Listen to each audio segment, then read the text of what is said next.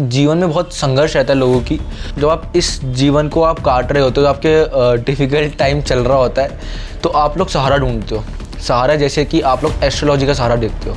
Astrology का जो सहारा होता है ना, जब हम लेते हैं, जब हमें हमारे कर्मों पे विश्वास नहीं होता। शनि न्याय के देवता है। 7.5 ही वो पीरियड होता है जब आपका काम स्लो नहीं, आपका बुरा नहीं होगा। 7.5 ही वो पीरियड होता है जहाँ पे अगर आपने कुछ काम किया तो बहुत जल्दी आपको पनिशमेंट मिलेगा। आपको लगता है आपके अंदर बुराई है? सबके अंदर होती है। अगर कोई कह रहा है कि मेरे अंदर बुराई नहीं है, तो या तो भाई वो बहुत महात्मा है या वो झूठ बोल रहा है। जो अपनी भविष्य मलिका है, जो बोलती है कि भाई 2027 में 28 में दुनिया ख़त्म है। जब तक हम ये काम क्रोध लोभ मोह से लड़ते रहेंगे, तब तक फंसे रहेंगे। कहीं ना कहीं उम्मीद ही हमें एनर्जी फील कराती है। हमें लगता है कि मंदिर में हमें एनर्जी फील होगी, इसलिए हमें फील होती है। तो हनी, हम लोग क्या बहुत जीवन में बहुत संघर्ष रहता है लोगों की। और ना जब आप इस जीवन को आप काट रहे होते हो, तो आपके डिफ़िकल्ट टाइम चल रहा होता है, तो आप लोग सहारा ढूंढते हो। सहारा जैसे कि आप लोग एस्ट्रोलॉजी का सहारा देखते हो। लोग क्या करते हैं कि जैसे कुछ भी अगर लो फेजेस आए तो टैरेट कार्ड रीडिंग करा लेंगे, या फिर एस्ट्रोलॉजी के पास जाएंगे और वो लोग बोलेंगे कि आपकी ये दशा ख़राब है, ये दशा ख़राब है ना। और हमें सनातन धर्म में सिखाया गया कि अगर आप भगवान को मानते हैं तो फिर आपको कोई चीज़ मानने की ज़रूरत नहीं है। इस पर आपका क्या टेक है? आप क्या कहना चाहते हैं इस पर? पहली बात तो ये आपको किसने सिखाया कि सनातन धर्म में ऐसा सिखाया है?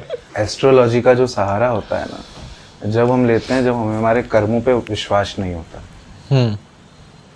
कोई ग्रह, अब एक आप बताओ, आप अकेले इंसान तो हो नहीं, हमारे जैसे सैकड़ों हैं। क्या मंगल इतना फ्री है कि वो आपको नुकसान पहुंचाएगा, या शनि इतना फ्री है कि वो आपको नुकसान बनाने बैठेगा? उनके पास भी कुछ काम होगा।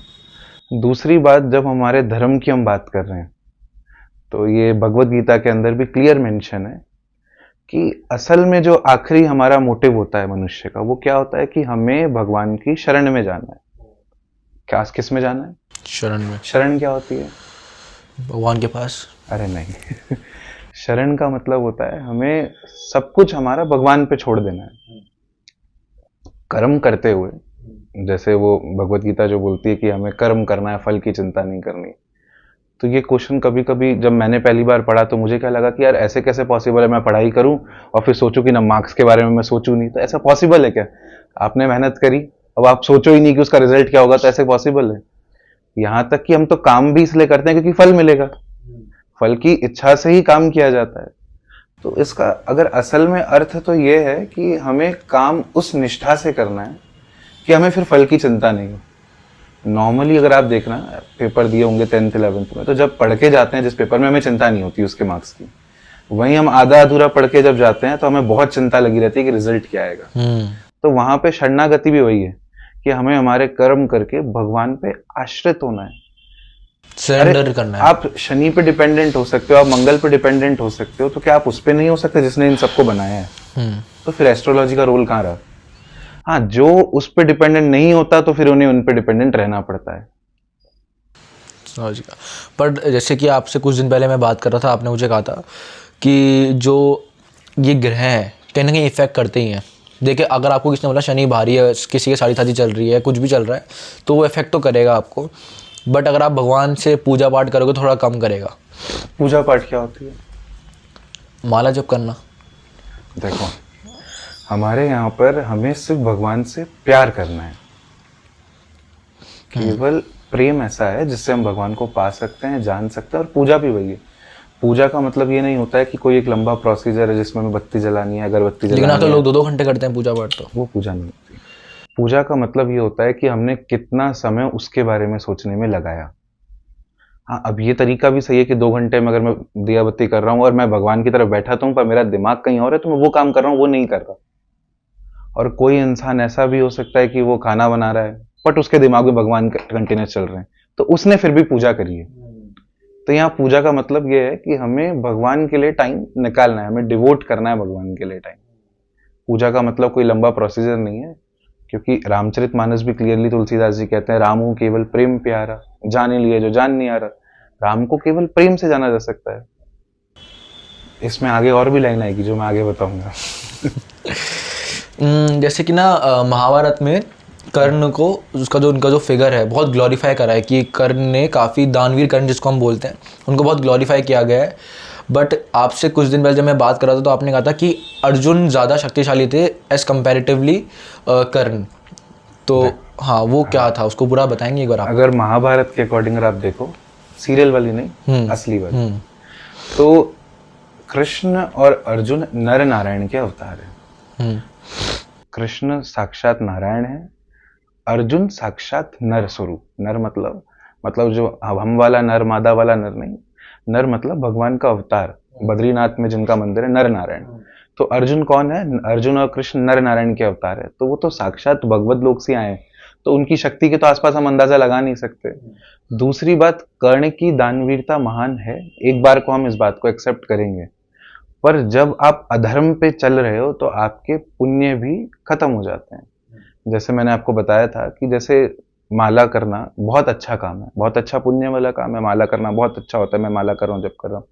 पर अगर मैं माला जप रहा हूँ ये सोच के कि इससे इसका कल्याण हो या इसका बुरा हो, इसका भला हो, तो वो माला काम की नहीं है। अगर मेरा पुण्य कर्म भी, अच्छा कर्म भी किसी के नुकसान के लिए हो रहा है ना, तो वो अच्छा नहीं है। तो अगर मैं अच्छे काम करके भी अधर्म पे चल रहा हूँ, और देखो हमारे लिए तो फिर भी बहुत मुश्किल है ये सोचना कि हम धर्म के मार्ग पे या धर्म कर रहे हैं, हम अच्छा कर रहे हैं, बुरा कर रहे हैं, क्योंकि भगवत गीता में ये समझाती है कि हो सकता है कोई ऐसा काम जो हम कर रहे हैं, हमें लग रहा है बहुत अच्छा है, पर अगर उसका रिजल्ट डिजास्ट्रस निकले, उसका रिजल्ट खराब निकले, तो वो काम अच्छा नहीं है। जैसे कि जैसे समझो, मुझे लगा कि मुझे, जैसे भीष्म पितामह ने, एक सांप था जो रथ के पहिए के अंदर आने वाला था, महाभारत में आता है, तो उन्होंने उसको उठाया और साइड में फेंक दिया। क्या सोच के कि ये पहिए के नीचे नहीं आएगा। ये अच्छा कर्म था या नहीं था? बट वहां पे वो कटीली झाड़ियों में फंस जाता है, वहां बहुत दिनों तक वो तड़प के मरता है। तो भीष्म पितामह को भी सेम ऐसा करना पड़ा था। करना पड़ा। तो यहाँ कर्म अच्छा था पर रिजल्ट अच्छा नहीं होने के कारण उसका इफेक्ट मिला। तो हमारे लिए तो फिर भी मुश्किल है, पर कर्ण को तो पता था कि भगवान जिस ओर है वो उसी ओर धर्म है, इसलिए कर्ण से ज्यादा अर्जुन ग्लोरीफाइड है। इसलिए भगवत गीता का ज्ञान कर्ण को ना देके अर्जुन को दिया गया। आपको ऐसा क्यों लगता है कि जैसे अर्जुन और जब दुर्योधन दोनों गए थे कृष्ण जी से कि हम मांगने, कि कुछ दोनों को सेम चॉइसेस थे कि या तो आप कृष्ण जी की सेना चूज़ कर लो या फिर आप कृष्ण जी को चूज़ कर लो, आपको ऐसा क्यों लगता है कि दुर्योधन ने कृष्ण जी को चूज़ ना करके उनकी सेना चूज़ करी? देखो फिर वही बात आई ना, शरणागति की। क्योंकि दुर्योधन भगवान को नहीं पहचानता था। क्यों? क्योंकि दुर्योधन को भगवान से प्रेम नहीं था। अर्जुन पहचानता था क्योंकि अर्जुन को प्रेम था। बट अर्जुन को पता थोड़ी था कि भगवान है कृष्ण जी, तो उनको एंड में समझ में आया ना। पता तो ब्रज की गोपियों को भी नहीं होता कि वो भगवान है। अगर आप ब्रज की लीलाएं पढ़ोगे तो उसमें गोपियां भगवान को बार बार, भगवान कोशिश करते हैं, भगवान से जब पूछते हैं, ऐसी लीलाओं में आता है कि आपने भगवत गीता का ज्ञान ब्रज में क्यों नहीं दिया, वहां कुरुक्षेत्र में क्यों दिया? तो भगवान यही बोलते हैं कि अगर मैं ये ज्ञान वहां देता तो वहां लोग बोलते अरे पागल है, ठंड लग गई होगी इसलिए बकबक बोलता है। जब यहाँ तक कि जब कालिया दमन की लीला होती है, तो कालिया दमन की लीला से तो उनको समझ जाना चाहिए कि ये परमात्मा है या भगवान है, ऐसा होना चाहिए था ना। जब भगवान वो कालिया दमन करके उतरते हैं तो ब्रज के लोग ऐसे सोचते हैं अरे ये तो कहता है इसको नाचना नहीं आता, अभी तो ये नाच रहा है। उसमें भी उनको दिव्यता नहीं दिख रही कि ये कोई बहुत दिव्य कार्य है। गोवर्धन जब ठाकुर जी संभाल रहे थे ना, तो तुम देखना, अगर गोवर्धन लीला का कोई भी चित्र देखोगे तो उसमें लोग वो डंडा वगैरह लेके खड़े रहते हैं, डंडा वगैरह ऐसा लेके सपोर्ट देते हैं। तो वो जब पूछते हैं ना, जब 7 दिन बाद उतरते हैं, तो वो कृष्ण को क्या कहते हैं कि कृष्ण हम तो बहुत थक गए, क्योंकि तेरे से तो उठना था नहीं, हम सबने मेहनत लगा रखी थी इसलिए हमसे उठा। क्योंकि वो लोग, अब ऐसा थोड़ी कि उनको कृष्ण नहीं मिल रहे, बल्कि असल में देखा जाए तो कृष्ण उन्हीं के साथ लीला कर रहे हैं। तो उसका रीजन क्या है? भगवान को जानना जरूरी नहीं है, प्रेम करना जरूरी है। अगर मुझे पानी पीना है तो मुझे ये जानना थोड़ी थोड़ी कि पानी बना कैसे है, मुझे हाइड्रोजन ऑक्सीजन समझना जरूरी है कि मुझे प्यास होना जरूरी है। तो भगवान को जानना जरूरी नहीं है, भगवान से प्यार करना जरूरी है। आपने कुछ देर पहले बोला था कि अपने कर्म करते रहो, ठीक है, फर्स्ट चीज़ आपने ये बोली थी। सेकंड आपने कहा था कि जब भगवान, अगर आपको भगवान पे आपने सरेंडर कर दिया तो आपको कोई भी प्लैनेट्स पे बिलीव नहीं करना चाहिए, आपने ये बोला था। और प्लैनेट्स पे जो बिलीव करता है वो अंगूठियाँ पहनता है ना टेक्निकली, तो आपने क्यों पहन रखी है? मैंने, मुझे सुन अच्छी लग रही थी इसलिए पहनी थी। जरूरी थोड़ी कि हर कोई पहनेगा तो उसका कोई रीजन। जैसे अपन देख पा रहे हैं, जैसे जो वो इस उंगली में पहन रखी है वो शायद गुस्से की होती है कुछ, हमने वो पॉइल है, मुझे पॉइल बहुत पसंद है इसलिए मैंने पहना है। ये जो है वो मुझे भी नहीं पता है कौन सा स्टोन है, पर अच्छा लगा इसलिए पहन लिया। सेम इन दोनों के साथ है। अच्छा ठीक है। अभी आजकल ना बहुत ग्लोरीफाई हो रहा है, स्पिरिचुअलिटी को बहुत ज़्यादा ग्लोरीफाई कर रखा है। रील्स पे आप देखेंगे तो हर इंसान कोई वृंदावन जा रहा है, कोई इस्कॉन जा रहा है और रील्स बना रहा है, बहुत रील्स भर भर के बन रही है। क्या वो भक्ति है? थोड़े टाइम पहले टिकटॉक वायरल था, क्या टिकटॉक की भक्ति हो रही थी? ये असल में क्या है ना, ये भक्ति नाव का ट्रेंड हो गया है और कहीं ट्रेंड नहीं होकर ये हेट हो गई है। मतलब अगर आप देखो तो करंट टाइम पे जो लोग भक्ति कर रहे हैं वो कैसे कर रहे हैं कि अगर केदारनाथ में कंटेंट अच्छा है तो हम लोग सब केदारनाथ जा रहे हैं, अगर वृंदावन में कंटेंट अच्छा मिल रहा है तो हम वृंदावन जा रहे हैं, अगर काशी में कंटेंट अच्छा है तो हम काशी जा रहे हैं। हम समझ पा रहे हैं कि काशी किस लिए है या वृंदावन किस लिए या केदारनाथ किस लिए है। असल में कोई सच में जाकर वहां केदारनाथ से प्रेम कर रहा है या वो जगह से प्रेम करने जा रहा है? तो पहले ये देखो कि वो भक्ति मनोरंजन के लिए हो रही है, टाइम पास के लिए हो रही है, ट्रेंड के लिए हो रही है, और सच में यहां से हो रही है। क्योंकि यहां से हो रही होती तो वहां ना कैमरे का होश रहता है ना जाने का होश रहता है, किस चीज का होश नहीं रहता। असल में भक्ति होती बावले लोगों के लिए। जो वहां जाके बावला हो जाता है ना तो उसको थोड़ी होश है कि उसको रील बनानी है। जो सच में केदारनाथ जा रहा है वहां जाके उसको होश नहीं होगा कि वो कर क्या रहा है। अगर खुद का होश रह गया तो वहां प्रेम क्या बचा? कबीरदास जो बोलते हैं ना, प्रेम गली अति सांकरी वहां में दो ना समा। प्रेम गली बहुत पतली है, वहां दो नहीं आते। जब मैं हूं तो वो रहेगा तो मैं रहूंगा। इतनी पतली गली है प्रेम की। अब जैसे कि ना एनर्जीज का बहुत इसमें रहता है, आप लोग जैसे बोल रहे हैं कि मंदिर के पास बहुत पॉजिटिव एनर्जीज रहती हैं, है ना? तो ये और कई बार ना फील भी होता है आपको, कहीं आप जगह जाते हो तो आपको बहुत नेगेटिव एनर्जीज फील होती हैं। वो क्यों होती है? क्योंकि आप जैसा आप ही कहते हो कि हर जगह भगवान है, तो फिर वहाँ पे भगवान है तो फिर नेगेटिव एनर्जीज कैसे हैं? हाँ वो मैं बताता हूँ। नेगेटिव एनर्जीज भी भगवान का ही स्वरूप है। अच्छा। हाँ, देखो जब हम कहते हैं कि सब कुछ भगवान से है, विष्णु पुराण ऐसा था, कहती है आप सूती कपड़ा लो, उसको पानी में डुबो और निकालो, उसमें जहां जहां पानी है ना कपड़े में वैसे वैसे परमात्मा है। तो इससे क्या समझ में आता है? परमात्मा हर जगह है, पाप में, पुण्य में, अच्छे में, बुरे में। तो ऐसी संसार में कौन सी चीज है जो परमात्मा नहीं है? असल में ऐसी कोई प्लेस है ही नहीं जहां परमात्मा ना हो। तो जो आप नेगेटिव एनर्जी पॉजिटिव एनर्जी बोल रहे हो, उन जगहों पे ही परमात्मा है। क्या भूत में भगवान नहीं हो सकता? क्यों नहीं हो सकता? पर फिर डर क्यों लगता है? वो डर इसलिए लगता है क्योंकि हम नहीं जानते कि वो भी भगवान है। मैं बताता हूँ। शायद नामदेव या तुकाराम जी की कथा में से एक होता है।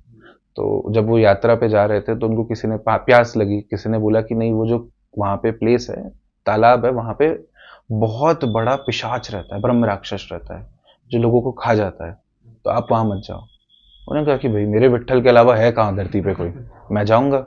अब वहां गए, वहां पे वो बहुत बड़ा ऐसा पिशाच बहुत लंबा ऐसा प्रकट हुआ, बहुत लंबा, जितना वो देख पा रहे उतना लंबा। अब हमारा यूजुअल रिएक्शन तो हुआ कि भागो, पर उनका क्या रिएक्शन रहता है कि आहो आज तो मेरे विट्ठलनाथ लंबकनाथ बनकर आए हैं। बोलता है मुझे पता है आप ही हो, आप मुझे पागल मत बनाओ। तो वो पिशाच को भी परमात्मा का स्वरूप लेना पड़ा, जो उसके अंदर का परमात्मा था वो बाहर आया। तो हमें डर इसलिए लगता है क्योंकि अभी हमें सर्वत्र भगवत दर्शन नहीं हो रहे, हमेशा हमें हर जगह भगवान नहीं दिख रहा।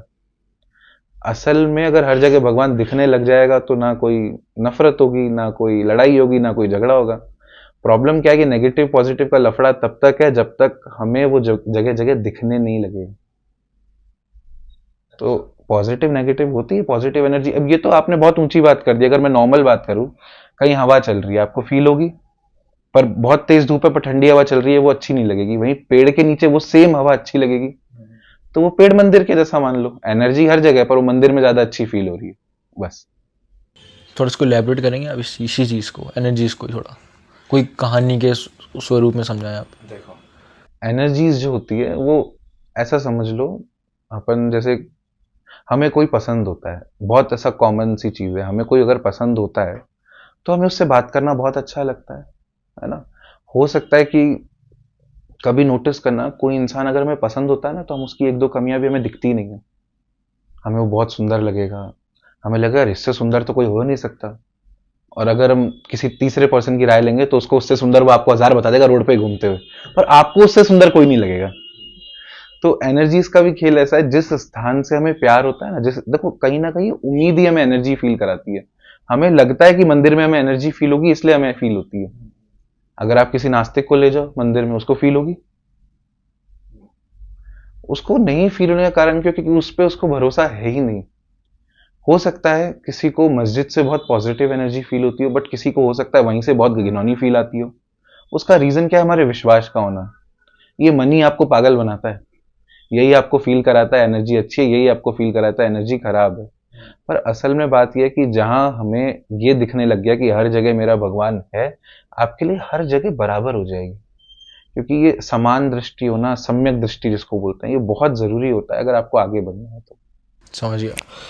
आप जैसे बोल रहे हैं मंदिर में आजकल बोलते हैं कि जो लड़कियां जो पीरियड्स में हैं वो जा नहीं सकती, आपने सुना होगा है ना? तो ऐसा क्यों होता है? और जब भी लड़की पीरियड्स पे होती है तो उनको मना किया जाता है कि है ना आप बाहर मत निकलो, एनर्जीज नेगेटिव एनर्जीज फ्लो कर रही हैं, कुछ भी हो सकता है, XYZ चीज़ें बोलती हैं। माचिस हमारे घर पे, हमारे घर का बताता हूँ आपको, हमारे घर पे अगर हमारी बहनें जाती हैं तो उनको माचिस दे देते हैं कि भाई ये साथ रखो अपने, कुछ भी XYZ कर देते हैं, टोटका जिसे हम लोग बोलते हैं राजस्थानी भाषा में, तो वो कर देते हैं ताकि कुछ भी नेगेटिव एनर्जी का प्रभाव ना पड़े हमारी, जो भी हमारे आसपास लड़कियां हैं। तो ऐसा अगर भगवान है तो वो तो कुछ गलत करेगा नहीं हमारे साथ, तो वाई ये ऐसा टैबू सब्जेक्ट है या फिर ये लोग सच में ऐसा कुछ? देखो, अगर इसको ऐसे बिल्कुल सिंपलर टर्म में अगर हम समझे तो इसका ऐसे मतलब समझो कि हमारे यहाँ पर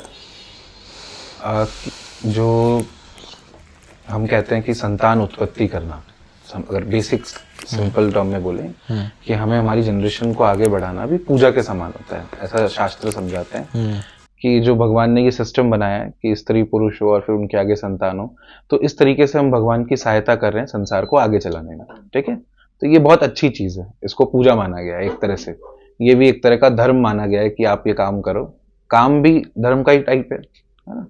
तो यहीं पे ऐसा माना जाता है कि जब संतान, देखो पीरियड्स किस चीज का प्रतीक है? संतान ना होने का, उसी चीज का प्रतीक है। अगर वो आ गए तो इसका मतलब नहीं हो रहा है कुछ। तो नॉर्मली ब्लड जो होता है उसको हमारे धर्म में हमेशा से शुद्ध नहीं माना गया। वैसे ब्लड, अब आप समझो, आप किसी का भी ब्लड हो, आप पीरियड ब्लड की बात मत करो, नॉर्मल ब्लड भी लो, आप अपने कपड़ों पे छिड़को और आप मंदिर जाओ, आपको खुद को अच्छा लगेगा जाना। तो उसी प्रकार ब्लड में भी एक, अच्छा इसका अगर पुराना रीजन समझो तो ये होता था कि मंदिर बहुत दूर होते थे, वो बहुत लोग ऐसा रीजन देते हैं कि मंदिर दूर होता था। पर अगर इसका असल मतलब देखा जाए तो ये है कि वो जो 2-3 दिन का पीरियड होता है, 2-3 दिन का टाइम होता है, वो अगर आप विष्णु पुराण वगैरह उठाते हो तो उसमें इस तरीके से आता है कि ये वो पीरियड होता है जब आपने एक बायोलॉजिकल प्रोसेस आपके साथ हो रहा है, वो आपका रेस्ट का टाइम है। पहली बात तो उस पीरियड में आप रेस्ट करो, उस टाइम पे आप आराम करो। यहाँ तक कि आपको माला जप के लिए कोई मना नहीं है, भगवान का नाम लेने में कोई मना नहीं है, आप आराम से वो कर सकते हो। बट रीजन क्या होता है? वही एनर्जी वाला खेल है। मंदिर में प्राण प्रतिष्ठा जब होती है तो उसमें एनर्जीज को इवोक किया जाता है मंत्रों के थ्रू, जो भगवान की मूर्ति है उसके अंदर। तो काफी बार जब आपकी बॉडी बहुत वीक है, जैसे समझो अगर मुझे फेफड़ों का कोई प्रॉब्लम है, उसी टाइम पे अगर मैं बहुत ज्यादा स्मोकिंग एरिया में जाके बैठ जाऊं जहां पे बहुत ज्यादा लोग स्मोकिंग कर रहे हैं, तो मुझे ज्यादा प्रॉब्लम होगी या नॉर्मल इंसान को ज्यादा प्रॉब्लम होगी? तो जिस टाइम पे मेरी बॉडी ऑलरेडी वीक है, अगर उस टाइम पे मैं कोई ऐसी प्लेस पे जाता हूं जहां पे बहुत हैवी एनर्जीज का फ्लो चल रहा है, तो वहां मुझे प्रॉब्लम आएगी। यहां तक कि अगर आप देखो तो पीरियड्स के अंदर नॉर्मली वो चीजें दी जाती है जो बॉडी को भी सूदिंग करे, आराम करे, आराम पहुंचाए। मंदिर बहुत हाई एनर्जी फ्लो वाली प्लेस है, बहुत ज्यादा शोर शराबा है, मंत्र चल रहे होते हैं, बट किसी को वहाँ दर्शन होते शांति हैं। मिल रही है अगर पीरियड में, तो क्या दिक्कत है? तो आराम से दूर से दर्शन करो, कोई दिक्कत नहीं है। देखो हमारे धर्म में हमेशा हम शुचिता पे बहुत जोर देते हैं। अगर हम धर्म की बात ना करें, एक सुनो मेरी पहले बात का, हम हमेशा शुचिता पे जोर देते हैं। शुचिता मतलब होती है शुद्धि। अब यहाँ शुद्धि का मतलब शारीरिक शुद्धि से या वो पीरियड्स गंदे होते हैं वो नहीं है। शुद्धि का मतलब होता है एक तरीका, जैसे नॉर्मली जब जो पुजारी होते हैं वो पूजा करने जाते हैं तो वो किसी को टच नहीं होते। वहां पे कोई ऐसा नहीं है कि कोई नीच जाति का है, कोई उच्च जाति का। भगवान के सामने जाति भेद नहीं है, ये मैं आगे अपन इस बारे में बात करेंगे। वहां पे वो एक प्रोसेस है, एक तरीका है। जैसे मेडिकल सर्जन का एक प्रॉपर तरीका होता है कि वो ग्लव्स चढ़ाएगा, वो पूरा सैनिटाइज करेगा, फिर वो सर्जरी जाएगा। तो मैं दूसरा डॉक्टर जाके बोले मैं भी तो डॉक्टर हूँ, छुओ मुझे, तो वहां वो कॉन्सेप्ट नहीं। तो मंदिर में शुचिता का नियम होता है कि पुजारी किसी को छुएगा नहीं, वो नियम रहेगा। तो काफी बार उन रीजंस के कारण भी हम अवॉइड करते हैं कि मंदिर ना जाए। दूर से आप दर्शन करो, कोई दिक्कत नहीं है। आपकी अगर मन में सच में इच्छा है तो आप जाओ। एक वृंदावन में कथा आती है, ध्यान से सुनो, ये आपकी एक और अकेली कथा आपके डाउट क्लियर करेगी। पीसी माँ के गौर निताई की कथा। पीसी बंगाली में बुआ को बोलते हैं, ठीक है। तो होता क्या है, गौर निताई चैतन्य महाप्रभु, नित्यानंद महाप्रभु, अगर इस्कॉन में आपने देखे हो तो चैतन्य महाप्रभु, उनको भगवान का अवतार मानते हैं, राधा कृष्ण का अवतार। तो उनका मंदिर है वृंदावन में। वहां पे एक बंगाली लेडी थी जो डेली सेवा करती थी, और वो क्या मानती थी, अपने बच्चे के समान उनकी दोनों की सेवा करती थी, ठीक है, बहुत सालों तक। अब होता यह है कि उसी बीच वहाँ का जो पुजारी था, जो भोग लगाता था, वैसे डेली पीसी माँ लेकर आती थी, पर जब उनके पीरियड्स वगैरह आते थे तो वो नियम मानते हुए नहीं लेके जाती थी, ठीक है। अब होता क्या है, जो वहाँ पे पुजारी हुआ करते थे ना, उनकी हो गई एक सिंगल पुजारी, उनकी हो गई तबीयत खराब, अब भोग लगे नहीं, तो वो गौर निताई पीसी माँ के पास आते हैं चलकर कि आप हमें खाना बनाओ। तो पीसी माँ बोलती है कि देखो भाई, मेरा तो ऐसा सीन है, मैं नहीं बना सकती। उन्होंने कहा कि एक बात बताओ, जब मैं बच्चा था कृष्ण अवतार में, तो क्या यशोदा वेट करती होगी कि पीरियड्स आ रहे हैं तो 4 दिन अब मैं मेरे बच्चे को खाना नहीं खिलाऊंगी? खिलाती होगी ना। तो आप बनाओ और खिलाओ। उसके बाद पीसी माँ किसी भी अवस्था में वो भोग लेके जाती थी और मंदिर में लगता था। तो इसका मतलब क्या हो गया कि पीरियड्स में भगवान की तरफ से तो कोई भेद है नहीं, ठीक है। बट भेद का रीजन क्या है? वही जो एस्ट्रोलॉजी वाला रीजन है। जब तक आप नॉर्मल इंसान की तरफ से, आप नॉर्मल नियम आप पे लगेंगे। जब आप नॉर्मल से ऊपर उठ गए तब आप पे कोई नियम नहीं लगेंगे। सच में अगर आपको भगवान से प्रेम है तो नियम का वेट नहीं करेगा। कर्माबाई की कथा सुनिए। कर्माबाई एक लेडी रहती है जो जगन्नाथ जी को डेली खिचड़ी का भोग लगाती थी। वो सुबह उठते ही डेली खिचड़ी बनाई और भगवान को भोग लगा दी। अब कोई ऐसी संत महात्मा है, वो बोले खिचड़ी भोग लगाते हो? बोले हाँ। तो तुम नहाती वगैरह तो हो ना? कर्माबाई ने कहा नहीं, मैं तो उठती हूँ, सीधा खिचड़ी बनाती हूँ और लगा देती हूँ भोग। कहा कि नहीं नहीं, ये तरीका तो गलत है, नहाना धोना चाहिए, चूल्हा चौका साफ करना चाहिए, फिर खिचड़ी बनानी चाहिए, ये तो शुचिता के नियम के अगेंस्ट है। तो अगले दिन वो उठती है, नहाती है, धोती है, सारा काम वाम करती है। उसमें हो जाती है जगन्नाथ जी की आरती का टाइम। अब मंदिर का गेट खोलो तो गेट नहीं खुले। जगन्नाथ जी बोले जब तक मैं खिचड़ी नहीं खाऊंगा तब तक गेट नहीं खुलेगा।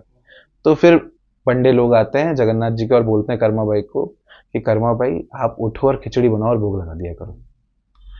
तो वही मैं समझाना चाह रहा हूं स्टार्टिंग से कि अगर आप भगवान पे आश्रित हो ना, तो शरणागत भक्त पे कोई नियम लागू नहीं होता है। जो सच में भगवान के लिए आश्रित है ना, उसको परवाह ही नहीं होगी। क्यों नहीं होगी? क्योंकि हमें रियलाइज ही नहीं होगा कि हमें ऐसा करना है। जब तक आपको रियलाइज हो रहा है ना कि ये नियम है, वो नियम है, तब तक आप शरणागत नहीं हुए। जिस दिन ये अपने आप ही नेचुरली रियलाइज करना बंद हो गया, उस दिन जरूरत नहीं पड़ेगी। अभी हमारे साथ प्रॉब्लम क्या है, हमें बार बार याद दिलाना पड़ता है कि भगवान हमारा है। जिस दिन इसको याद नहीं दिलाना पड़ेगा, उस दिन नियम नहीं लगेंगे। हमें याद थोड़ी दिलाना पड़ता है कि हमारा बाप है, ये मेरी बीवी है, होती है ना नेचुरली। तो भगवान भी हमारे, ये बात जब नेचुरल यहां से हो जाएगी ना, तब नियम नहीं लगेंगे। आपके साथ ऐसा है कि आपको अंदर से आता है कि भगवान मेरे हैं? ये वैसा क्वेश्चन है, अगर कोई इंसान सो रहा है, अगर मैं उससे पूछूं भाई साहब आप सो रहे हो, अगर उसने जवाब दे दिया तो वो झूठ बोल रहा है। सही। कोई भी महाभारत का आप ऐसे श्लोक बताइए जो आपको लगता है कि यार बहुत आपकी ज़िंदगी में इम्पैक्ट किया उसने। भगवत गीता का एक श्लोक है। हाँ, भगवत गीता महाभारत का ही पार्ट है। इसको हमने अलग करा, जैसे हम कोई बहुत बड़ी नोवेल ले और उसके अंदर से कुछ पार्ट निकाल के अब वो फेमस हो जाए। तो भगवत गीता में अगर पूरे भगवत गीता का सार समझना है कि कहना क्या चाह रहा है, तो उसके लिए सबसे इंपॉर्टेंट 18वां अध्याय, हम आखिरी में इसकी समरी देते हैं। तो 18वें अध्याय में 65 और 66 श्लोक आपको क्लियर कर देंगे सारे डाउट। 65 श्लोक तो ये कहता है कि सर्वम गुह्यतमम ज्ञानम। भगवान क्या कह रहे हैं कि मैं सबसे गुप्त ज्ञान तुम्हें देने वाला हूं अर्जुन। अब तक जो मैंने दिया, भगवान आपको, अगर आप भगवत गीता पढ़ोगे तो स्टार्टिंग में आपको कर्म के फायदे बताएंगे, योग के फायदे बताएंगे, आपको अलग अलग तरीके बताएंगे कि इस तरीके से आप भगवान को पा सकते हो, कर्म क्या होता है, योग क्या होता है, ये सब आपको अलग अलग बताएंगे।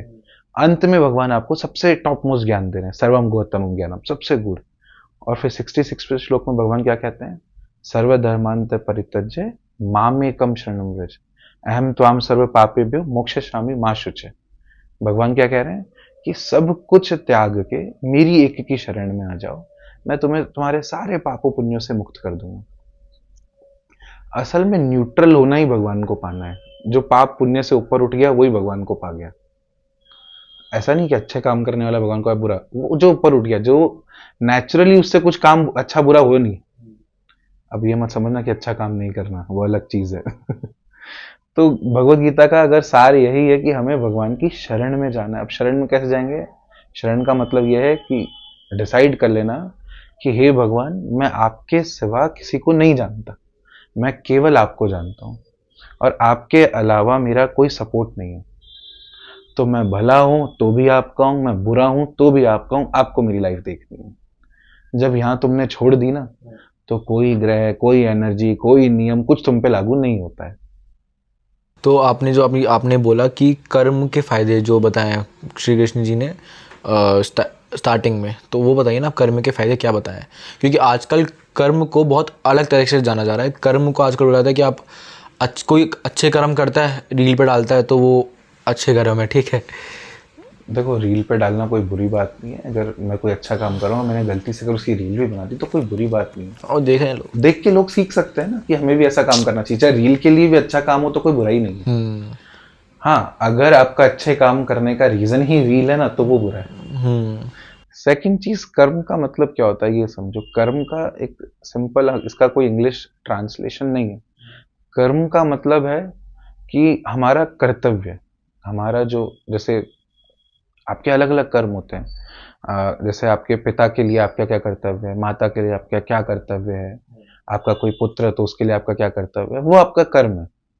तो एक अच्छा पिता बनना, अच्छा पुत्र बनना, अच्छा शिष्य बनना, अच्छा गुरु बनना, अच्छा भक्त बनना, ये सब कर्म का हिस्सा है। अब अच्छा कैसे बनना? अब देखो, अच्छा का मतलब ये नहीं होता है कि, देखो दो तरह के लोग होते हैं। एक को तो ये लगता है कि मैं बहुत अच्छा हूं, मैं जो कर रहा हूं वो अच्छा कर रहा हूं। एक मैं सामने वाले के कंफर्ट के अकॉर्डिंग अच्छा करूं। तो हमें सेकंड वाला कर्तव्य में आता है। भक्ति में भी यही होता है। भक्ति में हमारी मनमानी भक्ति नहीं होती है। भगवान के सुख के लिए जो किया जाए ना, वो। तो मैं आपके सुख के लिए कुछ करूं ना, तो वो मैं अच्छा बन रहा हूं। तो ये एडजस्टमेंट क्या हुआ कि मैं बोलूं कि भाई मैं बहुत अच्छा बापू, मैं डेली पनीर की सब्जी तुम लोगों को खिलाऊंगा। अरे मेरे बच्चे को तो छोले पसंद है। तो अच्छाई का मतलब क्या है कि सामने वाले के अकॉर्डिंग जब हम एडजस्ट होते हैं ना, सामने वाले के अकॉर्डिंग हम उससे प्रेम करते हैं, तब वो आपका अच्छा कर्म है। अब जैसे ना आजकल लोग बोलते हैं, जैसे कुछ भी आपकी ज़िंदगी में लो फेज़ आता है तो इंसान का भरोसा उठ जाता है कि यार भगवान है या नहीं भी है। और आजकल लोग वैसे भी यूनिवर्स में बहुत लोग मान रहे हैं कि अभी कुछ दिन पहले लाइन कुछ करके अभी आया था, 888 नंबर पे आप मैनिफेस्ट करेंगे तो यू विल गेट समथिंग, जो भी आप चाहते हैं। इस पे आपका क्या टेक है? ये थोड़ा मुझे और बताओ, मुझे ये नहीं इसमें पता। ऐसा था कि आपको 888 करके तारीख है कोई, कि ना ये जो आएगी अभी सीधा 36 में, 2036 में आएगा जो भी आएगा। इस पर अगर आप मैनिफेस्ट करोगे तो आपका होने के 100% चांसेस है। ये मुझे मेरे छोटे भाई ने बताया था कि भैया आपको ये करना चाहिए, यू विल गेट इट। तो ऐसा कुछ ये होता है, ऐसा मैनिफेस्टेशन में बिलीव करते हो क्या आप इन टेक्निकली? क्योंकि मैं अभी जितने भी लोगों से मिला हूँ, जितने भी एंटरप्रेन्योर से मिला हूँ, जितने मेरे पॉडकास्ट हुए हैं, मैं एक 3-4 क्वेश्चंस मेरे रहते हैं जो मैं सबसे पूछता हूँ और सबसे टेक लेता हूँ। एक आपका पर्सपेक्टिव जानना भी बहुत इंपॉर्टेंट है कि मैनिफेस्टेशन जो होता है क्या वो रियल है, और अगर है तो कैसे करते हैं, और अगर नहीं है तो क्यों नहीं है? देखो, किसी चीज को मैनिफेस्ट करना, इसका मतलब क्या होता है? मैनिफेस्ट का मतलब, देखो मेरे अकॉर्डिंग तो मैनिफेस्टेशन का मतलब ये होता है कि मुझे ये सोचना कि मैं ऐसा कुछ काम, मेरा ऐसा हो जाए और वो उस टाइम तक हो जाए, ये मैनिफेस्ट करना है। हाँ, लोग लिखते हैं कि डायरी में लिख रहे हैं I will do this, I will get this, ये मैनिफेस्ट करना ये होता है। तो आपके एक टेक में क्या है ये? देखो, अगर किस संबंध में समझना है, लाइफ के अकॉर्डिंग समझना है, भक्ति के अकॉर्डिंग समझना है? दोनों अकॉर्डिंग समझो आप तो। देखो, लाइफ के अकॉर्डिंग समझो ना, तो असल में देखो मैनिफेस्टेशन में बुराई नहीं है, क्योंकि मैनिफेस्ट वही करता है ना जिसको ये चीज करनी है। हम फालतू चीज तो मैनिफेस्ट करते नहीं है। जैसे अगर मुझे मेरा बिजनेस ग्रो करना है तो ये बात मैंने मैनिफेस्ट करी, तो अगर मुझे ग्रो करना है उसके लिए मैं बिना मैनिफेस्ट करे भी करूंगा काम। तो वहां उस वर्ड को, वही विश्वास वाली बात है ना, हमें उस तारीख पे भरोसा है तो हम उस तारीख के अकॉर्डिंग काम कर लेंगे। हमारा भरोसा उस तारीख को मजबूत बनाता है, वो तारीख मजबूत नहीं है। उसी तरीके से अगर आपका मैनिफेस्टेशन का जो तरीका है, आपने मैनिफेस्ट करा कि मैं ऐसा करूँ, आप नहीं भी करोगे तो भी वो काम होगा। उसमें मैनिफेस्ट का तो कोई लेन देना है नहीं। और जो आपने तारीख बताई कि 888 होगा, आप 888 छोड़ो, आप मैनिफेस्ट करो कि मैं अगले साल ये कर लूंगा। अगर आप करना चाहोगे सच में तो आप करके दिखाओगे। उसमें वो क्या करें? उसमें 888 क्या करेगी? और भक्ति के इसको देखने जाए तो भक्ति की तरफ से देखा जाए तो भक्त तो शरणागत होता है। वो तो जो कर रहा है ना, वो उसके लिए कर रहा है। अगर वो दांत भी साफ कर रहा है तो ये सोचे कर रहा है कि मैं भगवान के सामने जाऊंगा, मैं हंसूंगा तो दांत दिखेंगे। उसका वो दांत साफ करना भी भजन है। मैं, ये घर भगवान का है, मैं यहाँ झाड़ू लगा रहा हूँ, तो ये काम भी भजन है। तो ये काम भी माला से बड़ा है किसी दूसरे आदमी की। अच्छा।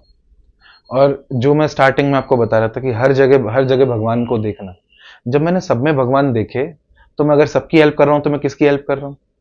भगवान की। तो बहुत सरल है भक्ति करना, बहुत सरल है भगवान को पाना। जब सब जगह भगवान दिखने लग जाएगा ना, तो ना किसी का बुरा कर पाओगे चाह के भी, ना किसी से नफरत कर पाओगे। तो अपने आप ही आपके कर्म सुधर जाएंगे। जब भी मैंने कहा ना, पाप पुण्य की जरूरत नहीं पड़ेगी। जैसे कर्म की बात ही करते हैं हम लोग, कोई भी एक इंसान है जिसकी ज़िंदगी थोड़ी लो फेज चल रही है, XYZ जो भी रीजंस हो सकते हैं, तो वो एस्ट्रोलॉजर के पास जाता है, उसको बोलते हैं कि तुम्हारे पुराने कर्म है, हम एस्ट्रोलॉजर छोड़ते हैं, लोग बोलते हैं पुराने कर्म है वो आपको अफेक्ट कर रहे हैं। बट मेरे को ऐसा लगता है कि अगर आपने जो इस जीवन में करा है, अगर आपने सिर्फ अच्छे कर्म ही करे हैं, तो आपको उस हिसाब से आपको फल मिलना चाहिए। पुराने जन्म का क्यों? देखो, इसमें भी भीष्म पितामह की वाली कहानी काम आएगी।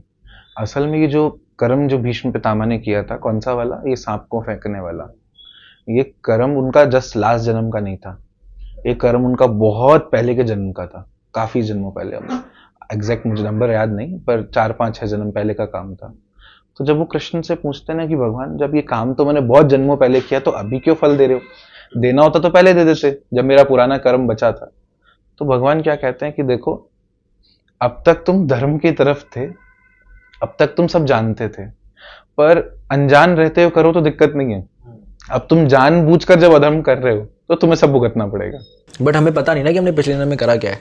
जरूरत क्या है पता करने की? तो आपके कर्म दिखाते अरे हैं। वो लाइन सेम आएगी, शरणागत भक्त पे कोई नियम लागू नहीं होते। अच्छा। जिसने इस पे छोड़ दिया वो भुगते। माधव दास जी का एग्जाम्पल आता है, जगन्नाथ जी के भक्त थे। तो माधव दास जी के साथ क्या होता है, वो बहुत खतरनाक वाले ऐसा बीमार हो जाते हैं। उस टाइम पे हैजा बहुत बुरी बीमारी होती थी, लूज मोशंस वगैरह उसमें होते थे। उस टाइम पे लोग मर जाते थे उससे, उनको वो प्रॉब्लम होती है। अब जगन्नाथ जी खुद उनकी सेवा करने आते हैं नौकर बन के, और जगन्नाथ जी डेली उनका मल मूत्र सब साफ कर रहे हैं। यहाँ पे शुचिता का नियम चला गया ना, भगवान के आगे हम हाथ धो के जाएंगे, नहा के जाएंगे, वही भगवान हमारा मल मूत्र साफ कर रहा है। क्यों?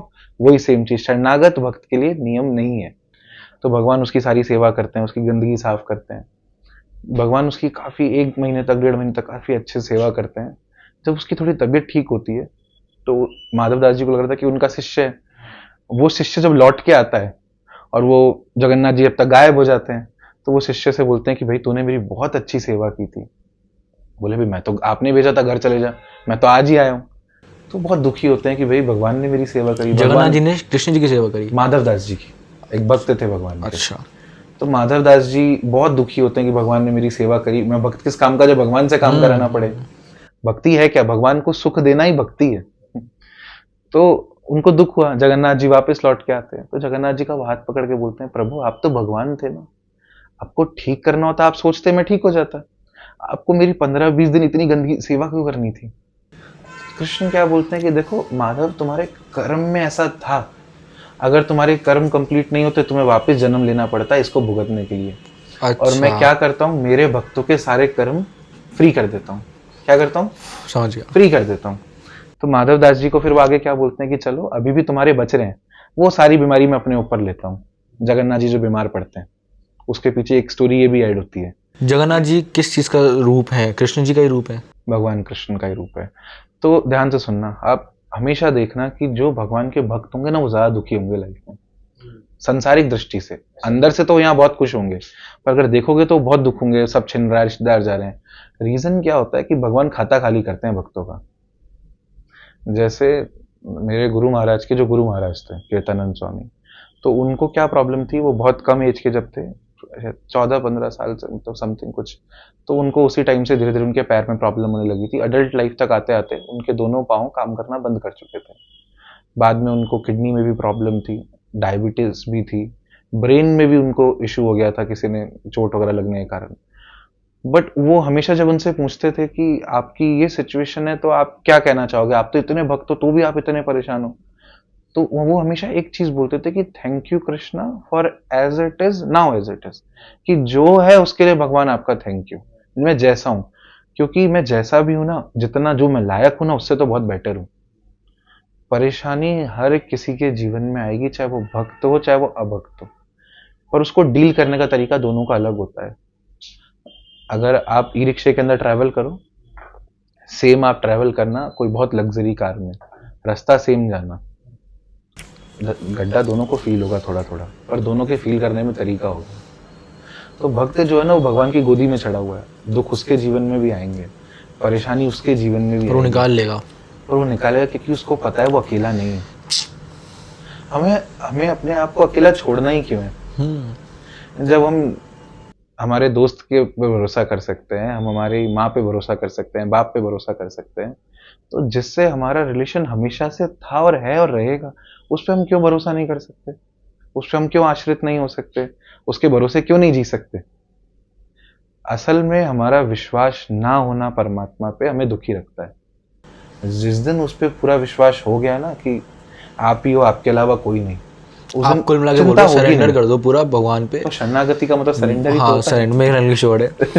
ठीक है, समझ गया मैं ये चीज़। तो मुझे अब ये चीज़ बताइए, जैसे ना आजकल के क्वेश्चंस हम लोग देखते हैं, मैं सोशल मीडिया पर, आप भी होंगे, हाँ, सबका अकाउंट है, जो गलत आचरण करता है, गलत काम करता है, वो ज़्यादा खुश रहता है, सुखी रहता है। जिसने आज तक कोई अच्छे कर्म नहीं करे, है ना, कोई कुछ भी काम नहीं किया, किसी के लिए अच्छा नहीं सोचा, किसी के लिए कुछ मतलब कि कुछ करा ही नहीं, कुल मिला के सिर्फ और सिर्फ मज़े करे, और वो उसकी लाइफ स्पैन देखेंगे आपको रियलाइज़ होगा कि इसने सिर्फ और सिर्फ मज़े करे और ये चला गया, इसने मज़े करके गया है। बट वही आप एक भक्त की ज़िंदगी देख लो, या फिर जो भी इंसान, भक्त की भी नहीं, हम भक्त नहीं बोलते, एथीस्ट आदमी है, जिसने सिर्फ अच्छा काम किया है, जो कर्म में बिलीव करता है, जिसने सिर्फ अच्छा काम किया है, लोगों की सिर्फ भलाई करी है, उसका जीवन देखोगे तो आप बहुत संघर्ष में होता है और वो परेशान ही रहता है। ऐसा क्यों?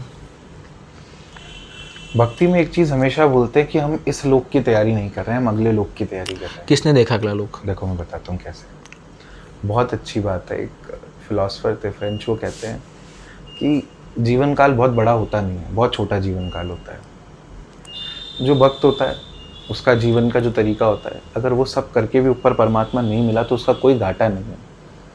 हाँ, उसका कोई नुकसान नहीं है। अगर ऊपर नहीं भी मिला भगवान तो कोई दिक्कत नहीं, उसने तो काम अच्छे ही करे थे, नहीं मिला तो नहीं मिला। पर जो सेकंड पर्सनालिटी अगर उसको मिल गया, एक चीज तो ये साइड में रखो। दूसरी बात, आप कोई मूवी देखने गए वैभव, आपने मूवी देखी, आप पहुंचते हो मूवी के बिल्कुल एंड क्लाइमेक्स पे, पूरी मूवी कॉमेडी थी, लास्ट में फाइटिंग सीन्स थे, आप बिल्कुल लास्ट में पहुंचे, अब आप वहां से मूवी ऐसे देखने बैठे, बाहर आके कोई पूछे अरे बहुत हंसी आई होगी ना, बहुत शानदार मूवी थी, बोले कुछ नहीं, सिर्फ लड़ाई झगड़ा था और खत्म हो गई। तो आपने उस जीवन के कर्म का, आपने इस जन्म के ही कर्म देखे हैं, आपको ना पिछली स्टोरी पता है ना अगली स्टोरी पता है, आप जज कर रहे हो वो छोटे से पार्ट पे। जो मैंने बताया ना, जिस तरीके से भगवान, उल्टा कॉन्सेप्ट है, भागवत में आता है, उल्टा कॉन्सेप्ट है। भक्त के भगवान पहले बुरे कर्मों का फल देते हैं कि जितने भी पास्ट के बचन सब भुगत ले अभी और फ्री हो जा तू।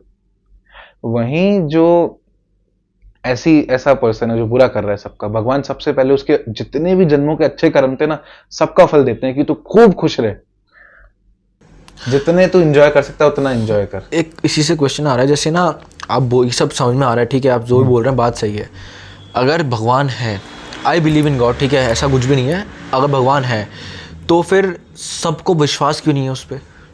क्यों सबका माइंडसेट अलग है? दिमाग सबको सेम है, बॉडी सबकी सेम है, कुछ लोग भरोसा करते हैं, कुछ लोग भरोसा नहीं करते। भगवान पे विश्वास करना कभी भी कोई फॉरेन कॉन्सेप्ट नहीं है, बाहर से नहीं, यहाँ अंदर से आएगा, और सबके अंदर है, आप मानते नहीं हो। बस मैं मानूं कि अग्नि मुझे जलाएगी नहीं, इसका मतलब ये नहीं है कि वो जलाएगी नहीं। मेरे परमात्मा के मानने नहीं मानने से कोई फर्क नहीं पड़ता। मैं मानूं आग जलाएगी नहीं जलाएगी, उससे फर्क नहीं पड़ता। सेकंड चीज ये कि भगवान पे आपने क्या क्वेश्चन पूछा कि सब क्यों भरोसा नहीं करते, तो देखो सबको सब चीज अच्छी नहीं लगती है, सबका भरोसा वो जरूरी नहीं है। सब तरह के लोग होते हैं भगवान की बनाई सृष्टि में, हर तरह के लोग होते हैं, उनको भी भगवान ने बनाया, उनकी भी रिस्पेक्ट है, आपका भी भगवान ने बनाया, आपकी रिस्पेक्ट है। किसी को रास्ता मिल गया, किसी को नहीं मिला, किसी को आगे मिलेगा, किसी को पहले मिलेगा, तो वो हमारी चिंता नहीं है। नहीं, सही बात है। बैक टू वापस हम जो बात कर रहे थे कि जो अच्छे कर्म करता है उसको संघर्ष में रहता है, और जो बुरे कर्म कर रहा है उसको वो मज़े कर रहा है ज़िंदगी में, और वो कर्म उसको उसके पे कर्म लागू क्यों नहीं हो रहे? वही क्वेश्चन है, वापस उसका आंसर दीजिए आप। मैंने बताया ना, आपने तो सिर्फ थोड़ी सी स्टोरी देखी, उसने पूर्व जन्मों कितनी अच्छे कर्म किए, वो भी तो भुगतेगा। अच्छा, वो वो भी तो वो एंजॉय करेगा ही ना। अच्छा, ये इसका। पूर्व जन्म में आपने कोई अच्छा काम किया तो उसका फल भी तो आपको मिलेगा ना। आप तो पूरा ही कंप्लीट करना पड़ेगा। और पर वही है ना कि अगर आप पर वही सेम चीज देखो, असल में होता क्या, पाप और पुण्य में होता क्या, जैसे मैंने 4 पाप किए, मैंने 5 पुण्य किए, एग्जाम्पल समझो। तो कोई भक्त है तो उसको भगवान पहले वो 4 पापों का फल देंगे, फिर वो बाद में वो पुण्य का फल उसको मिलेगा, ये एक। वहीं जो बुरा आदमी है उसके साथ जस्ट अपोजिट होगा। एक चीज हमेशा याद रखना, कभी भी जो भगवान को नहीं मानता जरूरी नहीं है वो इंसान बुरा हो। ये कॉन्सेप्ट हम बहुत ज्यादा कंफ्यूजन वाला क्योंकि रहता है। भगवान तो कर्म का हिसाब दे रहे हैं ना आपको, हाँ, भक्ति का थोड़ी दे कर्म का हिसाब दे रहे हैं। एग्जैक्टली। पर जो इन सबसे ऊपर उठ गया, पाप पुण्य से ऊपर उठने का मतलब क्या है कि उसको फर्क नहीं पड़ता उसे क्या पाप है क्या पुण्य है, वो शरणागत हो चुका। तो भगवान क्या बोलते हैं, वो जो श्लोक था उसको वापस पूरा मतलब समझो तो, कि मामेकम शरणं व्रज अहम त्वाम सर्व पापेभ्यो मोक्षयिष्यामि, मैं तुम्हारे वो सारा खाता क्लियर कर दूंगा। भगवान को आता है क्लियर करना। भगवान आपका वो पाप पुण्य का खाता क्लियर कर देंगे, जिससे ना वो आप पुण्य भुगतो ना पाप भुगतो, आप निकल लो, फ्री हो जाओ। क्योंकि जब तक वो बचेंगे तब तक आप कभी पाप भोग रहे हो, कभी पुण्य भोग रहे हो, कभी सुख भोग रहे हो, कभी दुख भोग रहे हो, उससे फ्री हो जाना। पर एक बात बताओ आप, जैसे कि आपने 50 ईयर्स आपकी लाइफ स्पैन था, 30 साल आपने बहुत बेकार कर्म करे, ठीक है, और आपको लगा कि अरे चलो अब सही हो जाता है ना। 30 साल आपने बहुत लोगों का बुरा किया है ना, और आपके बचे 20 साल। अब 20 साल आपने कहा चलो अब तो यार भगवान की शरण में चलते हैं और बढ़िया स्पिरिचुअलिटी करते हैं, तो वो कैसे रहेगा? अच्छा, ध्यान से सुनो, हम में ज्यादा बुद्धि है परमात्मा में। उसे तुम्हारा सारा खेल पता है या नहीं पता? यहाँ कितना ही झूठ खुद को सुना लो, उसको सब पता है। तो जिसने 50 साल बुरे किए ना, वो 50 साल का भुगतेगा। पर अगर उसका 20 साल सच में अगर बहुत इनोसेंट गया है, देखो जिसने 50 साल बुरे कर्म किए ना, तो वो 30 साल में भी सुधर नहीं सकता, ये सच है। अंदर ही अंदर उसके एक चीज बची रह जाएगी कि वो उसमें वो चीज कभी आ नहीं पाएगी। और अगर आ गई तो वो फ्री होगा, 100% होगा। भगवान माफ कर देते हैं। भगवान माफ करेगा उस। असल में भगवान को सजा देनी आती ही नहीं है। असल में हम हमारे पापों का ही कर्म भुगतते हैं। भगवान हमें किसी को, भगवान का काम है ही नहीं पनिशमेंट देना, भगवान पनिशमेंट देता ही नहीं है। भगवान का काम ना पनिशमेंट देना है ना रिवॉर्ड देना है, वो पनिशमेंट रिवॉर्ड हमारे कर्म हमें देते हैं। उसका काम केवल प्यार करने वाला है। भगवान से ही रिलेटेड है कि अभी इतने रिलीजियस हो चुके हैं कि यार कोई क्रिश्चियनिटी को मानता है, कोई इस्लाम को मानता है, कोई हिंदू को मानता है, ठीक है, बहुत अलग अलग चीज़ें हो गई हैं और बहुत लड़ाइयाँ चलती हैं इस चीज़ को लेके। राम मंदिर पे भी खूब लड़ाइयाँ हुई थी, बहुत चीज़ें होती हैं, और आजकल इसी वजह से ही नफरत बढ़ रही है, आप देखते होंगे, ठीक है। भगवान तो एक ही है। ये एक क्वेश्चन बहुत लोग पूछते हैं कि ऐसा कैसे पॉसिबल है कि हम ही सही भगवान के कॉन्सेप्ट में पैदा हो गए। हर इंसान जो धरती पे पैदा हो रहा है उसी को सही भगवान कैसे मिल रहा है? हिंदू पैदा हुआ, हिंदू को लगा यार मैं ही सही भगवान को जानता हूँ। क्रिश्चियन पैदा हुआ, उसको लगता है मैं ही सही भगवान को जानता हूँ। मुस्लिम को लगता है मैं ही सही भगवान को, और फिर वो लड़ते हैं सामने वाले से कि भाई हमारा बेस्ट है। कबीर दास क्या कहते हैं कि खुदा को ना पंडित जान पाया ना मौलवी जान पाया। क्यों? क्योंकि जो जानता है ना उसको दिखता ही नहीं। मैंने दोबारा बोला ना, जिसको हर जगह भगवान दिखेगा उसको भेद कैसे दिखेगा? मुझे पता ही नहीं चलेगा ये मुसलमान है, मुझे पता ही नहीं चलेगा वो ईसाई है। मुझे लगा ये भी मेरे ही भगवान की पूजा कर रहा है, वो भी मेरे ही भगवान की पूजा कर रहा है, सब एक ही कर रहे हैं। देखो, एक और तो हम बोलते हैं कि हमारा भगवान सर्वशक्तिमान है। क्रिश्चियन मानेंगे हमारा भगवान सर्वशक्तिमान है, अब इस्लाम वाले मानेंगे हमारा भगवान सब कुछ करने में। अरे अगर आपका भगवान सर्वशक्तिमान है ना, तो वो दूसरे धर्म वालों को पैदा ही नहीं करता। ये तो देखो ना, अगर वो सब कर सकता है तो बाकी धर्म बनाता ही नहीं। और जब वो बना रहा है, इसका मतलब यह है कि वो दिखाना चाह रहा है कि सब रस्तों से भगवान को पाया जा सकता है। ब्यूटीफुल मैसेज, सही बात है। और जब सब रस्तों से पाया जा सकता है तो कोई रास्ता गलत नहीं है। वो उसके लिए ठीक है, वो आपके लिए ठीक है। बट कुरान में कुछ और लिखा है। आप ही ने मुझे बताया था कि कुरान में लिखा है कि सिर्फ और सिर्फ एक ही भगवान है, वो है उनके जो जिनको पूछते हैं। आप ही ने मुझे बताया था शायद तक। देखो बात यह है ना, जब मैं कहता हूँ ना एक ही भगवान है, तो यहाँ पे दो तरह की बात हो सकती है। जब एक ही है तो उसका मतलब ये हो सकता है कि सब में ही वो एक ही है। एक का मतलब ये हो सकता है यही एक ही है, बाकी कोई भी नहीं है। तो बात ये कि आप कौन सा कॉन्सेप्ट समझ पाए। जो पहला वाला समझ जाते हैं कि वो एक ही सब कुछ है, वो तो सुधर जाएगा। जो दूसरा वाला नहीं समझ पाया वो थोड़ा अटक जाएगा। समझ गया एकदम। आज का, अब मैंने कुछ दिन पहले मेरे किसी दोस्त से ही पूछा था, उस मुझसे पूछा था कि चिकन खाना क्यों चाहिए, नहीं चाहिए, है ना। मैंने कहा भाई नहीं खाना चाहिए, बिकॉज आप किसी को कष्ट पहुंचा रहे हो, आपको भी आगे जाके कर्म आप खराब कर रहे हो, आपको भी प्रॉब्लम पहुंचेगी, ठीक है। बहुत बेसिक सा आंसर दिया उसने। कहा कि राम जी ने भी तो हिरण को मारा था। बहुत मैंने उसको उस चीज़ें समझाई उसको कि नहीं, फिर मेरे को एक पॉइंट का समझ में आया कि नहीं समझा सकता किसी को भी। समझाने की जरूरत नहीं है, मैं दोबारा बोलता हूँ, हमेशा भक्ति भगवान ये कॉन्सेप्ट जो होते हैं ना, हमेशा नेचुरल होने चाहिए आपकी बॉडी के अकॉर्डिंग। हमें कुछ भी बाहर से नहीं इम्प्लीमेंट करना। अब आपको मैं एक लेके जाऊं बहुत सुंदर ऐसे ऑर्किड में लेकर आऊं जहाँ पे आम के पेड़ लग रहे हैं, ऑरेंजेस के पेड़ लग रहे हैं, उस एरिया में आपको लेके जाऊं, चलो आप आओ, आपको देख के मन करेगा यार एक तोड़ लूं एक खा लूं, ठीक है। वहीं मैं अगर आपको कत्ल खाने लेके जा रहा हूँ ना, आप नॉनवेज कितना ही खाते हो, वहां आपको खुशी नहीं फील होगी, वहां पे आपको ऐसे हंसी हंसी आ रही हो, वहां पे ऐसे पॉजिटिव सा ही फील हो रहा है, आपको फील होगा कत्ल खाने में। कितना ही स्टॉन्च नॉनवेज ईटर हो, कितना ही जो डेली नॉनवेज खा रहा हूँ ना, उसको भी अगर पूछूं ना कि तेरे को मैं एक भेजूं जहाँ पे बहुत सारे से फल फ्रूट लग रहे हैं, वहां तू देख और दोनों चारों तरफ देख, जहाँ कत्ल, कहाँ तेरे को अच्छा फील हो रहा है। तो अगर हम बने हैं वो खाने के लिए, तो हमें दोनों जगह अच्छा फील होना चाहिए। शेर को आप दोनों जगह ले जाओ, उसको दोनों जगह खाना ही खाना दिखेगा। समझ गया। तो हमें नेचुरल रहना है ना, हमें अननेचुरल नहीं होना है। दूसरी बात, कभी भी जो नॉनवेज खाता है वो उनसे नफरत मत करो, क्योंकि मैं हमेशा ये बोलता हूँ कि नॉनवेज खाने वाले कभी भी घृणा का, हेट का हिस्सा नहीं, वो हमेशा प्यार डिजर्व करते हैं। क्योंकि बहुत खालीपन चाहिए जब हम यहाँ भर रहे हैं लोगों को। नॉनवेज खाने वाला अपने अंदर डेड बॉडीज भर रहा है, तो प्यार की कमी है तभी तो भर रहा है, पूरा कर रहा है वो अपने आप को। तो हमें उसको प्यार दो, जब वो यहाँ सेटिस्फाइड होगा तो वो खाना बंद कर देगा। समझ गया। जबरदस्ती नहीं छुड़ा सकते। अभी ना एक बाबा हैं जो बहुत फेमस हो रहे हैं, मैं उनकी बात नहीं कर रहा, जो आप समझ रहे हैं, है ना। और उनको ऐसा लोग बोल रहे हैं, वो खुद को कभी कुछ नहीं बोलते, वो बोलते हैं कि वो कृष्ण का रूप है, ठीक है। और उनकी मैंने भी कथा सुनी है, बहुत सुनी है, और मुझे भी बहुत मोटिवेट करते हैं वो चीज़ कि उनकी दोनों किडनी ख़राब है, ठीक है, फर्स्ट चीज़, और वो अभी भी चल रहे हैं, और वो सिर्फ और सिर्फ कुछ भी उनने गलत चीज़ नहीं सिखाई, सिर्फ वो यही बोलते हैं जो आप बोल रहे हैं कि भगवान का नाम लो। आपने क्या कहा, वो कृष्ण के स्वरूप है, आप नहीं है, मैं नहीं हूँ, ये नहीं है, वो नहीं है, सब है। तो वो कॉन्सेप्ट कहाँ आया? सब में भगवान है। हनुमान प्रसाद पोद्दार बहुत अच्छे भक्त संत हुए, गीता प्रेस के जो संपादक में से एक थे। वो बताते हैं कि मेरी 3 संपत्ति है, उस 3 संपत्ति में पहला यही है कि सब में भगवान को देखना। जब सब में भगवान दिखेगा तो ये कॉन्सेप्ट ही खत्म हो जाएगा। समझ गया। हाँ, ठीक है। जैसे आपको मैंने बोला था कि अपन कर्म करते रहते हैं, कर्मों का ही मेजरली होता है कि है ना यार, जब आप काम करते हो ना तो आप फल की इच्छा तो करते हो, ठीक है। आप कुछ भी काम कर रहे हो, आपको लगेगा कि यार ये मिल जाए। स्टार्टिंग में जा रहे हैं एकदम अपन, आप कोई भी आप चीज़ एक टाइम पे करे जा रहे हो, 1 दिन 2 दिन 3 दिन, आपने साल 2 साल 4 साल निकाल दिए, आपको पता कैसे चलेगा कि यार वो सही दिशा में आप काम कर रहे हो, या फिर वो दिशा जब तक आपने काम किया वो सही नहीं थी?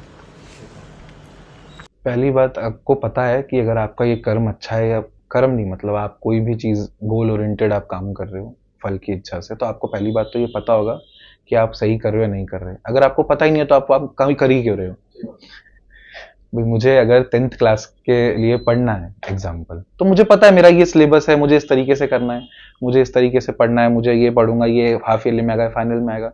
तो पहली बात तो आपको ये पता हो कि आपका काम क्या है। अगर वो पता ही नहीं है तो आपको स्टार्टिंग से शुरू करने की जरूरत है।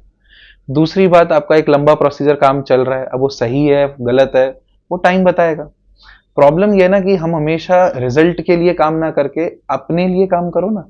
अगर मुझे मेरी कंपनी ग्रो करनी है तो मैं अपनी कंपनी के लिए काम करूँ, या इसलिए काम करूँ कि मेरे को 100 करोड़ का फायदा हो जाए, 200 करोड़ का फायदा हो जाए, वो सेकेंडरी चीज है। फर्स्ट प्राइमरी चीज ये होनी चाहिए कि मुझे मेरी कंपनी ग्रो करनी है। जब आपका मोटिवेशन ये होगा कि मुझे मेरी कंपनी ग्रो करनी है, तो ये सवाल आएंगे नहीं मन में। ये सवाल अगर मन में आ रहे हैं ना कि मेरा काम नहीं बन रहा है, इसका मतलब ये कि कहीं कसर रह गई है। जो मैंने एग्जाम्पल दिया था छोटे बच्चे वाला, कि जो प्रिपेयर रहता है ना पूरा, उसको चिंता नहीं होती। तो प्रिपरेशन में कमी है, यही रीजन है कि हमें लग रहा है कि शायद कहीं कमी रह गई, शायद मुझे फल क्यों नहीं मिल रहा, कि कमी रह गई। अगर मैं अपना सच में 100% दूंगा ना पोटेंशियल का, तो मेरे मन में डाउट आएगा नहीं। हाँ, फिर आपको लगेगा कि मेरा तो होगा ही। बिलीफ सिस्टम जिसे हम बोलते हैं। बिलीफ सिस्टम जिसको हम बोलते हैं। समझ गया, ठीक है। अभी कुछ टाइम पहले ही राम मंदिर बना है, आपको पता होगा, ठीक है। उस पर अपने शंकराचार्य जो हैं वो गए नहीं थे, है ना। अब वो क्यों नहीं गए थे वो मुझे पता है, बट हमारे जो लोग देख रहे हैं उनको नहीं पता। पहली चीज़ तो आप लोगों को ही बताइए कि शंकराचार्य है कौन। मैं जब भी मेरे से बात होती है तो वो मुझसे पूछे शंकराचार्य है कौन और इनकी इतनी बात क्यों मानी जा रही है, ठीक है। और मोदी से बड़े कैसे हो गए, क्योंकि मोदी प्रधानमंत्री है देश के। तो ये आप समझाइए शंकराचार्य है कौन और वो गए क्यों नहीं देखो, थे। मोदी और शंकराचार्य का कंपैरिजन का तो क्वेश्चन उठता नहीं। उठता ही बिल्कुल नहीं उठता। देखो, मंदिर जो है, मंदिर का बनना, मंदिर में प्राण प्रतिष्ठा होना, वो देश का मुद्दा ना होकर धर्म का मुद्दा है, ठीक है। वो कंप्लीटली रिलीजियस चीज है मंदिर बनना, और वो भी एक पर्टिकुलर धर्म की चीज है। मोदी किसको रिप्रेजेंट करते हैं? मोदी किसको रिप्रेजेंट करते हैं? बीजेपी, भाजपा। अरे नहीं, देश को रिप्रेजेंट करते हैं। मोदी जी देश के प्रधानमंत्री, अच्छा, ठीक है। वो इंडियन गवर्नमेंट को रिप्रेजेंट करते हैं, देश को प्रेसिडेंट करता है, अगर हम और भी टर्म्स में जाएं तो। समझ गया वो तो मैं। हाँ, प्रेसिडेंट का वहां नहीं जाने का रीजन ये था कि प्रेसिडेंट एक सेक्युलर कंट्री का वो प्रेसिडेंट है। प्रेसिडेंट हमारे यहाँ मानते हैं हम कंट्री का रिप्रेजेंटेटिव है, वो कंट्री की गवर्नमेंट के रिप्रेजेंटेटिव है। काम वहां धर्म का है। ऐसा समझो, मेरे बेटी की शादी है और मैं हमारे लोकल पार्षद को बोलूं भाई साहब आप करो सारे काम, भाई जो मेरे बच्चे का तो मैं करूंगा ना। तो जब ये मामला धर्म का है तो उसमें धर्माचार्यों का काम है। फर्स्ट चीज तो ये, उसमें चाहे प्राण प्रतिष्ठा हो, चाहे उसमें मुहूर्त हो, चाहे उसमें जो भी हो, वो काम किसी प्रधानमंत्री का न होकर वो किसका काम है? धर्माचार्यों का। मैं शंकराचार्य का भी नाम नहीं ले रहा हूँ, धर्माचार्यों का। तो यहाँ मोदी और शंकराचार्य का तो कंपेरिजन खत्म हो गया। सेकंड चीज, शंकराचार्यों का नहीं आने का रीजन यही था कि वहां पे धर्माचार्यों का रोल नहीं था। अगर आप ओरिजिनल रिकॉर्डिंग देखोगे, अगर आप पूरी प्राण प्रतिष्ठा की वीडियो देखना, उसमें पॉलिटिशियंस तो थे मंदिर के गर्भगृह में। जो मैंने स्टार्टिंग में बोला कि जहाँ मंदिर होता है वहां शुचिता के नियम होते हैं, वहां तरीके होते हैं प्रॉपर। हवन का भी एक प्रॉपर नियम होता है। जहाँ पे सिस्टम है वहां प्रॉपर सिस्टम ही फॉलो होगा।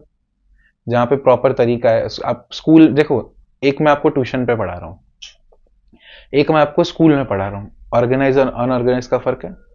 ट्यूशन पे आप थोड़ा लीनियंसी से आप यहाँ भी बैठ सकते हो, वहां भी बैठ सकते हो, यूनिफॉर्म का कोई लेना देना नहीं है। बट वहीं अगर स्कूल की बात करें तो वहाँ यूनिफॉर्म होगी, प्रॉपर करिकुलम होगा, प्रॉपर तरीका होगा, होगा नहीं होगा? तो उसी तरीके से मंदिर का एक नियम होता है, एक तरीका होता है, प्रॉपर एक सिस्टम होता है। तो उस सिस्टम के अकॉर्डिंग अगर हवन हो रहा है तो उसमें एक कपल बैठेगा हवन में। हमेशा हमारे यहाँ ये है कि जोड़ा पूरा होना चाहिए, क्योंकि हवन में जो बैठते हैं, जैसे विवाह हवन में तो हम लक्ष्मी नारायण मानते हैं, हवन में जो बैठते हैं तो हमें जोड़ा चाहिए रहता है। तो प्रधानमंत्री जी का जोड़ा कहाँ पर है, अपन उस बारे में बात नहीं करेंगे। दूसरी बात, तो हवन में वो बैठ नहीं सकते। तीसरी चीज ये कि प्राण प्रतिष्ठा का जो तरीका होता है वो शास्त्रीय विधि से होता है, उसका प्रॉपर करने का तरीका होता है, उसका एक प्रॉपर सिस्टम होता है। पॉलिटिशियंस का काम नहीं है कि वो जाके एक प्राण प्रतिष्ठा करे। ये तो है धार्मिक, अगर मैं उसको धार्मिक आइस से अगर मैं देखूं तो अगर आप प्राण प्रतिष्ठा का वीडियो देखो तो उसमें कौन है? मोदी जी कर रहे हैं, उत्तर प्रदेश की गवर्नर जो है आनंदीबेन पटेल वो कर रहे हैं, उत्तर प्रदेश के चीफ मिनिस्टर है वो कर रहे हैं, ये लोग मिलकर वहां प्राण प्रतिष्ठा कर रहे हैं। अब आप बताओ, जब राम मंदिर जो धर्म का मामला है, धर्म का मुद्दा है, राम जी की प्राण प्रतिष्ठा ये लोग करने चाहिए या जो धर्माचार्य है उनको करनी चाहिए? शंकराचार्य हम लोग पूछे जाते हैं। मेरी बेटी का कन्यादान मुझे करना चाहिए या पड़ोसी वाले अंकल को करना चाहिए कि क्यों ज्यादा फेमस है? वो तो बात भी सही है, पर मैं वही पूछ रहा हूँ, धर्माचार्य मुझे पता है, आपको पता है, बट जो लोग हैं मैक्सिमम लोगों को नहीं पता। उससे फर्क नहीं पड़ता। वही मैंने बोला ना, आग जलाए कि नहीं जलाएगी उससे फर्क पड़ता है कि शंकराचार्य को फेमस होने की जरूरत नहीं है। हमें क्या लगता है जो फेमस है वो चलता है, ये कोई बॉलीवुड थोड़ी है। नहीं, फेमस की बात नहीं कर रहे हम लोग, हम बात कर रहे हैं कि वो है कौन एक्चुअली। अच्छा देखो, है कौन असल में हमारे धर्म में? देखो, जैसे अलग अलग स्कूल्स होती है। 10th का बोर्ड का पेपर एक होता है, पर उसको पढ़ाने वाले बहुत सारे स्कूल्स होते हैं, मल्टीपल टीचर्स होते हैं। हर स्कूल का पढ़ाने का तरीका अलग होता है, नहीं होता? अगर मैं जयपुर में देखूँ, इंडिया छोड़ो, जयपुर में देखूँ तो बहुत सारी सीबीएसई स्कूल है, सब में 10th की प्रिपरेशन कराने का तरीका अलग अलग है, गोल एक ही है चाहे। उसी तरीके से हमारे धर्म में भी अलग अलग संप्रदाय है, विभिन्न विभिन्न संप्रदाय है हमारे, कि जो परमात्मा को कृष्ण मान के पाना चाह रहे हैं, कोई परमात्मा को देवी मान के पाना चाह रहे हैं, तो सबका अपना अपना एक तरीका है, ठीक है। तो उसी तरीके से शंकराचार्य एक स्मार्त संप्रदाय के अध्यक्ष हैं। स्मार्त कौन होते हैं? जो पंचदेव उपासना करते हैं।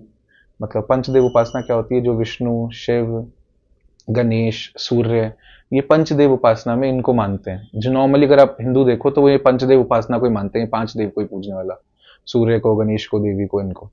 तो शंकराचार्य ऐसा मानो हिंदू धर्म में सब फर्स्ट अमंग इक्वल मान लो, एक कॉन्सेप्ट अगर हम देखें तो सबसे सीनियर धर्माचार्य शंकराचार्य होते हैं। अगर इजी कॉन्सेप्ट में आप समझो, अगर उसका टेक्निकलिटी में नहीं जाओ, तो एक इजी कॉन्सेप्ट ये है कि हमारे धर्म में जो सबसे फर्स्ट आएंगे, अगर लिस्ट हम बनाए कि सबसे सीनियर कौन है, तो शंकराचार्य सबसे सीनियर आचार्य होते हैं।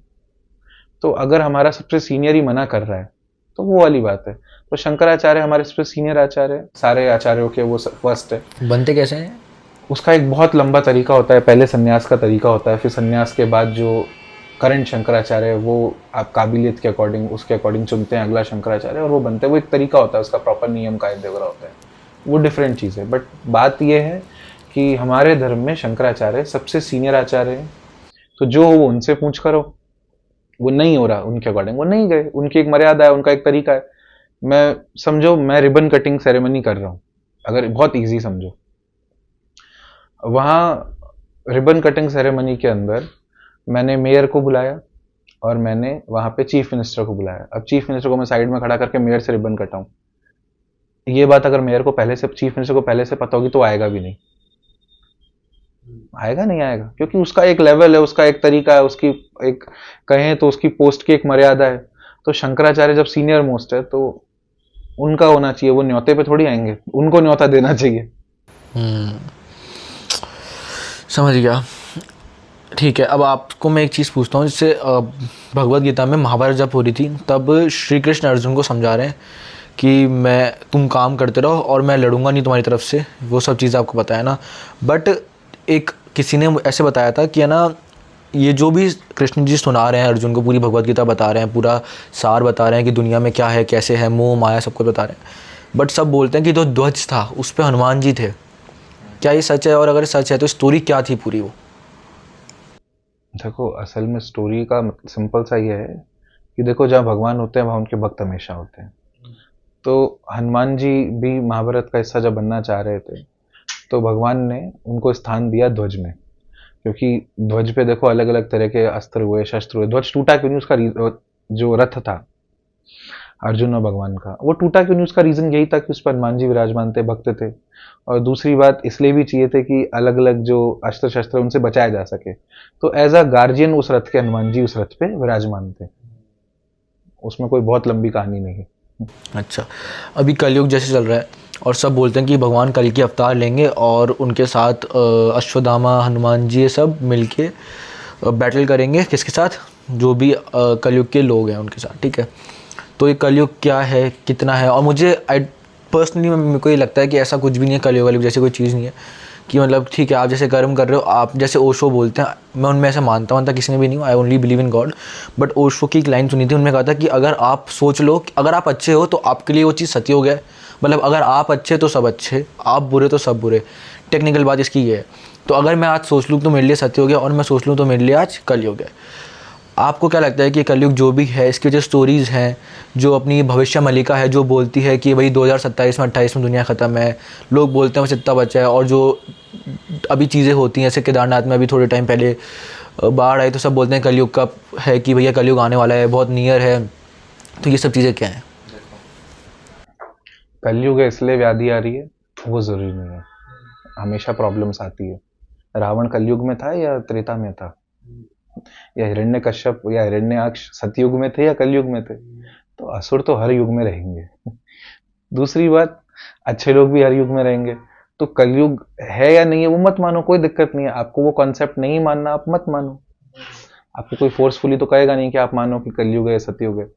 पर कलयुग सतयुग का जो कॉन्सेप्ट है वो यही समझाने के लिए है कि सतयुग का मतलब यह है कि सतयुग के अंदर अगर आप देखो तो कुछ एक दो आपको असुर दिखते हैं, बाकी सब अच्छे लोग हैं। अगर आप फिर बाद में आगे बढ़ो त्रेता में, राम जी के युग में, तो राम जी के युग के अंदर भी अगर आप देखो तो कुछ लोगों में पाप आया, घरों के अंदर भी आया, घरों के अंदर से कैकई ने जो किया, बट उसके बाद भी सदाचार है। वहीं अगर आप और जाओ भगवान कृष्ण के लोक में तो एक ही घर के अंदर भी कलयुग भी देखने, एक ही घर के अंदर अगर आप देखो तो आपको अच्छे बुरे लोग मिल रहे हैं। वहीं कलयुग के अंदर होता क्या है, हमारे अंदर भी बुराइयां हैं। आपको लगता है आपके अंदर बुराई है? सबके अंदर होती है। अगर कोई कह रहा है कि मेरे अंदर बुराई नहीं है तो या तो भाई वो बहुत महात्मा है या वो झूठ बोल रहा है। हमें जब तक हम ये काम क्रोध लोभ मोह से लड़ते रहेंगे तब तक फंसे रहेंगे। वो स्टार्टिंग वाली बात दोबारा आएगी। आप चाहो कि मैं काम पे विजय पालू, क्रोध पे विजय पालू, तो आप इसमें ही फंस जाओगे, इसी के चक्कर में घूमते रहोगे। बल्कि जितना पहले नहीं आ रहा था ना, उतना आने लगेगा।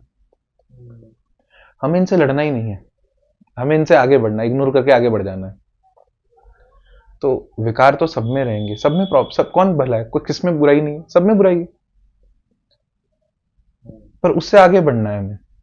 जब वो मैं बार बार बोल रहा हूँ सरेंडर होना, सरेंडर होने का मतलब ये है कि इन सब कॉन्सेप्ट से ऊपर उठ जाना। सरेंडर का मतलब ये है कि भाई हे नाथ, मैं आपके अलावा किसी को नहीं जानता, मैं भला हूं तो भी आपको, मैं बुरा हूं तो भी आपको। आपके अलावा ना किसी को जानता ना समझता, और मैं केवल आप ही को समझता हूँ। वो जो हम बार बार बोलते हैं ना, आई बिलीव इन गॉड, वो भी नहीं करना, बिलीव ही नहीं करना। क्यों करना बिलीव? समझ गया। आजकल जैसे बहुत चल रहा है वही सब चीज़ें, रील्स पे इतनी चीज़ें, आजकल इतने लोगों ने पेज बना लिए हैं कि हम ये वो। अभी ना मैं पढ़ रहा था, स्टडी कर रहा था कि मैं हनुमान चालीसा का पाठ करता हूँ मैं, जैसे कि कभी कभी, है ना, माला जब मैं रोज़ करता हूँ, तो मुझे एक चीज़ रियलाइज़ हुई कि एक जो मेजरली चीज़ चल रही है ना, बजरंग बाण जिसे कि हम कहते हैं। कोई बोल रहा है करना चाहिए, कोई बोल रहा है नहीं करना चाहिए। जो बोल रहा है नहीं करना चाहिए वो इसलिए बोलता है कि उसमें एक लाइन आती है जिसमें वो बोलते हैं कि आपको शपथ है राम जी की कि आप मेरा काम करो, हनुमान जी को। तो कोई लोग बोलते हैं कि करना नहीं चाहिए, सुन लेना चाहिए, और कई लोग बिल्कुल ही अपोज कर रहे हैं कि बिल्कुल सुनना नहीं चाहिए। आपका इस पे क्या टेक है? नाम में आंसर है, बजरंग बाण है। बाण, बाण क्या होता है? जो सॉल्यूशन, हाँ एकदम बाण। तो छोटी चीजों में बाण चलाए जाते हैं। सुई, अगर मेरे को कपड़ा सिलना है तो मैं तलवार से सिलूंगा, सुई से सिलूंगा। अगर आपको ध्यान के लिए कुछ जपना है, ध्यान के लिए करना है, तो उसके लिए हनुमान चालीसा सफिशिएंट है। आपको कसम देने की जरूरत क्या है? काम क्या है आपको जब कसम देने चले हो? आपको हर चीज में बहुत ज्यादा लॉजिक लगाने की जरूरत ही नहीं होती। कुछ चीजों में बहुत ही सिंपल होता है। यहाँ सिंपल सा है कि आप कसम दे रहे हो हनुमान जी को, राम जी की, कि आप ये काम करो। अरे काम क्या है तुम्हारा, ये तो बताओ। हाँ, ऐसा क्या जरूरत पड़ गई कि तुम्हें कसम देने की जरूरत पड़ गई? बट नहीं, आप हो सकता है ये पर्सपेक्टिव का गेम आता है मेरे हिसाब से इसमें, कि आपका पर्सपेक्टिव हो सकता है कि आपके लिए वो काम बहुत छोटा है ना, और हो सकता है वही काम मेरे लिए बहुत बड़ा है। मैं एग्जांपल दे रहा हूँ आपको। हो सकता है मेरे लिए जो आपकी लाइफ में जो प्रॉब्लम्स आई हैं वो मेरे लिए बहुत तुच्छ हो, बट हो सकता है आपके लिए बहुत बड़ी हैं। तो वही, कुछ प्रॉब्लम्स होती है वो सबके लिए बराबर ही होती है। देखो कैसे, अगर नया उंगली में चक्कू चल जाए तो दर्द का लेवल अलग अलग हो सकता है, पर पीड़ा सबको होगी, है ना? होगी नहीं होगी? तो बजरंग बाण का कॉन्सेप्ट ये है कि वो उस सिचुएशन के लिए कि जहां सच में जान पे आ गई हो। जान पे आना तो मरता तो सब बराबर ही है ना, बच्चा मरे चाहे बड़ा मरे चाहे बूढ़ा मरे, मरना तो मरना सबके लिए इक्वल है। ऐसा थोड़ी कि बूढ़े के लिए मरना आसान है। हाँ, हो सकता है बूढ़े के मरने पे उसे घर वालों का दुख का लेवल अलग अलग हो सकता है, वो लोगों का पर्सपेक्टिव है। पर जो आदमी मरा उसके लिए तो लाइफ खत्म हो गई ना, चाहे बच्चा मरे चाहे बूढ़ा मरे। तो बजरंग बाण का जो तरीका है वो बजरंग बाण इसलिए है कि आप कोई लाइफ थ्रेटनिंग सिचुएशन में फंस गए हो तब करो। अगर आप नॉर्मली घर पे जाप कर रहे हो तो उसमें बजरंग बाण की जरूरत क्या है, ये बात है। करो, कोई दिक्कत नहीं, कौन रोका? हनुमान जी आपका हाथ पकड़ेंगे, हनुमान जी आपके हाथ पकड़ लेंगे, नहीं मत मत किसी मत ने जाओ। बताया भी, स्टोरीज बताई है कि जिसने बजरंग बाण का पाठ किया उनके साथ एक्सीडेंट्स हो गए in upcoming like 7 to 8 days में। देखो समझो, एक बार हनुमान जी को जाके देखो, तुम्हें लगता है कि वो बजरंग बाण का जाप करने में तुम्हारा एक्सीडेंट कराएंगे? हाँ, उन पे सही बात। अगर करा देना तो मानो, सच मानो, अगर तुम्हारा एक्सीडेंट करा दे हनुमान जी, तो तुमसे ज्यादा सौभाग्यशाली कोई नहीं है कि करोड़ों अरबों की भीड़ में हनुमान जी को तुम्हारी पड़ी है। समझ गए। ये फालतू की बातें हैं। हर चीज में दिमाग लगाने की, बहुत दिमाग दौड़ाने की जरूरत नहीं होती। हम खुद हमारा जीवन मुश्किल कर रहे हैं। ये डेली नए नए लोगों को सुनना, डेली नए नए चीजों को समझना, डेली जितना ज्यादा जानोगे ना उतना फंसोगे। शरणागति इजी इसलिए है कि हम कितना कम जानो उतना इजी। नहीं, आपको भी ये लगता है कि आजकल जो रिलेशनशिप्स हो गए हैं, रिश्ते जिसे हम बोलते हैं, वो जो भी हैं सब कोई वजह से हैं, सारे रिश्ते वजह से, और हमेशा से वजह से ही। है ना। मतलब कि अगर आप कोई भी रिलेशनशिप आपका बन रहा है तो या तो उसको कोई आपसे फ़ायदा मिल रहा है या आपको उससे कोई फ़ायदा मिल रहा है। यहाँ पे भी विश्वास और पर्सपेक्टिव की बात है। एक छोटा सा एग्जांपल समझ में आ जाएगा। हॉस्पिटल के अंदर एक लेडी के बच्चा हुआ, नर्स उसका बेबी लेकर आई और उसको दी। अब वो उस बेबी को गोद में लेके जो माएँ करती है, यार कितना मेरा राजा बेटा, जो भी वो, अगर उस मोमेंट पे मैं कहूँ ना आके कि तुम दोनों में से एक ही को जान बचेगी, दूसरे को मैं मार दूंगा, तो माँ खुशी खुशी आगे आ जाएगी? आ जाएगी? नहीं आ जाएगी। ऑन यूजुअल, कुछ माँ डिफरेंट हो वो अलग बात है, मैं यूजुअल बात कर रहा हूँ। आजकल कुछ भी पॉसिबल है, एक यूजुअली, है ना? तो वो बच्चा उसको उसके खुद से ज्यादा प्यारा है। नर्स 15 मिनट बाद आती है, अरे सॉरी सॉरी, ये गलत बच्चा है, ये बच्चा आपका है। अब वो बच्चा मरे जिए उसको फर्क नहीं पड़ेगा, वो उस बच्चे को उस मोमेंट पे भूल जाएगी नहीं भूल जाएगी। अब वो बच्चा जो उसकी गोद से चला गया, अब वो मर रहा है जी रहा है, वो उसको जानती नहीं पूछती नहीं, वो एज इट इज प्रेम उस पे आ गया। तो कितना खोखला प्यार हुआ। वो उस पर्सन से प्यार हुआ, या वो हमारे अंदर पहले से एक थिंकिंग है कि ये मेरी औलाद है तो मुझे उससे प्यार है। तो पर्सन से तो हमें प्यार है ही नहीं, वो हमें रिश्ते वाले से अटैचमेंट जो हमें बोझ है। तो यही इशू है ना कि सारे रिश्तों के साथ ही यही कॉन्सेप्ट है, हम पे लादे गए, हम प्रोग्राम्ड है अंदर से कि भाई ये मेरी माँ है, ये मेरा बाप है, ये मेरा भाई है, ये मेरी बहन है, इसलिए हमें उससे लगाव है। जिस दिन वो प्रोग्रामिंग की अगर तह पे जाओगे तो पता चलेगा कि ये तो बहुत बहुत सुपरफिशियल है, ये डीप डाउन तो कुछ है ही नहीं। वो बच्चे का प्यार जो हमें दिख रहा था बहुत गहरा है, वो इतना सुपरफिशियल निकला कि वो 2 सेकंड में खत्म हो गया, वो दूसरे पे आ गया। अभी मुझे ये अच्छा लग रहा है, दूसरे सेकंड मुझे ये अच्छा लग गया, कितना सुपरफिशियल हो गया। Very true. ये शरणागत इसलिए तो जाना है कि भगवान ही है जिसका प्यार सुपरफिशियल नहीं है, जिसको तुम कुछ नहीं दे सकते। क्या ही दोगे भगवान को? उसको क्या चाहिए तुमसे? कुछ नहीं चाहिए। असल में तुम उसकी भक्ति नहीं भी करो तो उसका क्या घाटा नुकसान, उसका कोई नुकसान फायदा नहीं है। स्टिल विष्णु पुराण में और भागवत में ऐसा आता है कि जब भक्त ऊपर जाता है भगवान के लोक में, नहीं मानना मत मानो इस कॉन्सेप्ट को, पर सुनने में बहुत अच्छा लगता है। क्या, जब हम लौटते हैं ना तो भगवान जैसे हजारों हजारों साल तक कोई दूर रहा भगवान एक समझना है ना अगर आपको, तो ऐसा समझो कोई सुपरफिशियल प्यार वाला माँ का ही एग्जाम्पल ले लो। अगर माँ का बच्चा खो जाता है भीड़ में और फिर उसको वो आधे पौन घंटे बाद मिलता है, तो वो किस तरीके से बावली सी हो जाती है ना उसको देख के। तो भगवान जिससे हम बहुत हजारों साल से बिछड़ गए, तो वो उस माँ की जैसे ही रोता हुआ हमसे मिलता है और हमें गले लगा लेता है और खूब रोता है भगवान। भगवान रोता है, ऐसा आता है भक्त से मिलता है। तो जो हमसे इतना प्यार करता है उससे प्यार करना बहुत ईजी होता है। हमें बस क्या बोलते हैं ना, वो तो हमसे ऑलरेडी कर रहा है, वन साइडेड तो वो हमेशा से है, हमें बस हमारी तरफ से पहल दिखानी है। अपनी जो गरुड़ पुराण है उसमें बहुत सी चीज़ें देखी कि मृत्यु के बाद इंसान ये करता है वगैरह, इसमें मैं बाद में आऊँगा। पहले मेरा ये बहुत क्वेश्चन, बहुत ज़्यादा लोग आजकल इस टॉपिक पर बात भी कर रहे हैं कि जो शनि महाराज होते हैं ना, they will affect your life very badly, ऐसा बोला जाता है। जिसके सारी चल रही है तो उसका बहुत टफ टाइम पीरियड होगा। मैं उनकी बात नहीं कर रहा, जो इस चीज़ में बिलीव, जैसे जो भगवान बिलीव करते हैं उनकी बात बहुत अलग है।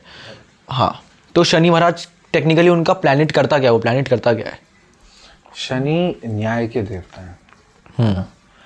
7.5 ही वो पीरियड होता है जब आपका काम स्लो नहीं, आपका बुरा नहीं होगा। 7.5 ही वो पीरियड होता है जहां पे अगर आपने कुछ काम किया तो बहुत जल्दी आपको पनिशमेंट मिलेगा। 7.5 ही वो पीरियड। कार्मिक प्लैनेट हो गया टेक्निकली। हाँ, कार्मिक प्लैनेट हो गया। शनि का कॉन्सेप्ट ये होता है कि नॉर्मली आपने कोई बुरा काम किया तो हो सकता है, ऐसा समझ लो, देखो अगर इसको इजी तरीके से समझना है ना, तो आप क्लास में बातें कर रहे हो स्कूल में, ठीक है, कैमरे में प्रिंसिपल देख रहा है ना, उसका इफेक्ट पड़ने में थोड़ा टाइम लगेगा, टीचर प्रिंसिपल ऊपर तक आएगा। वहीं दूसरा क्या तरीका है, एक तरीका ये है कि क्लास में ऑलरेडी टीचर प्रेजेंट है, तब आप हरकत करते दिख गए तो साथ क्या थप्पड़ पड़ता है। तो 7.5 का मतलब ये है कि आप उस टाइम के लिए शनि की नजर में हो, आपकी हर एक्टिविटी शनि की नजर में है, तो आप कुछ भी भला करो बुरा करो उसका इफेक्ट साथ के साथ होगा। तो 7.5 में वो होता है और कोई डिफरेंस नहीं पड़ता। पर अगर आपने अच्छे काम किए ना तो उसका अप्रिसिएशन भी साथ के साथ मिलता है। तो 7.5 तो वो पीरियड है जब आपको अच्छे काम करने चाहिए, सही तरीके से रहना चाहिए, तो आपको उसका इफेक्ट भी साथ के साथ दिखता है। शनि न्याय, कोई भी प्लैनेट आपको बेफिजूल में परेशान नहीं करेगा अगर आप प्लैनेट में भरोसा कर रहे हो तो।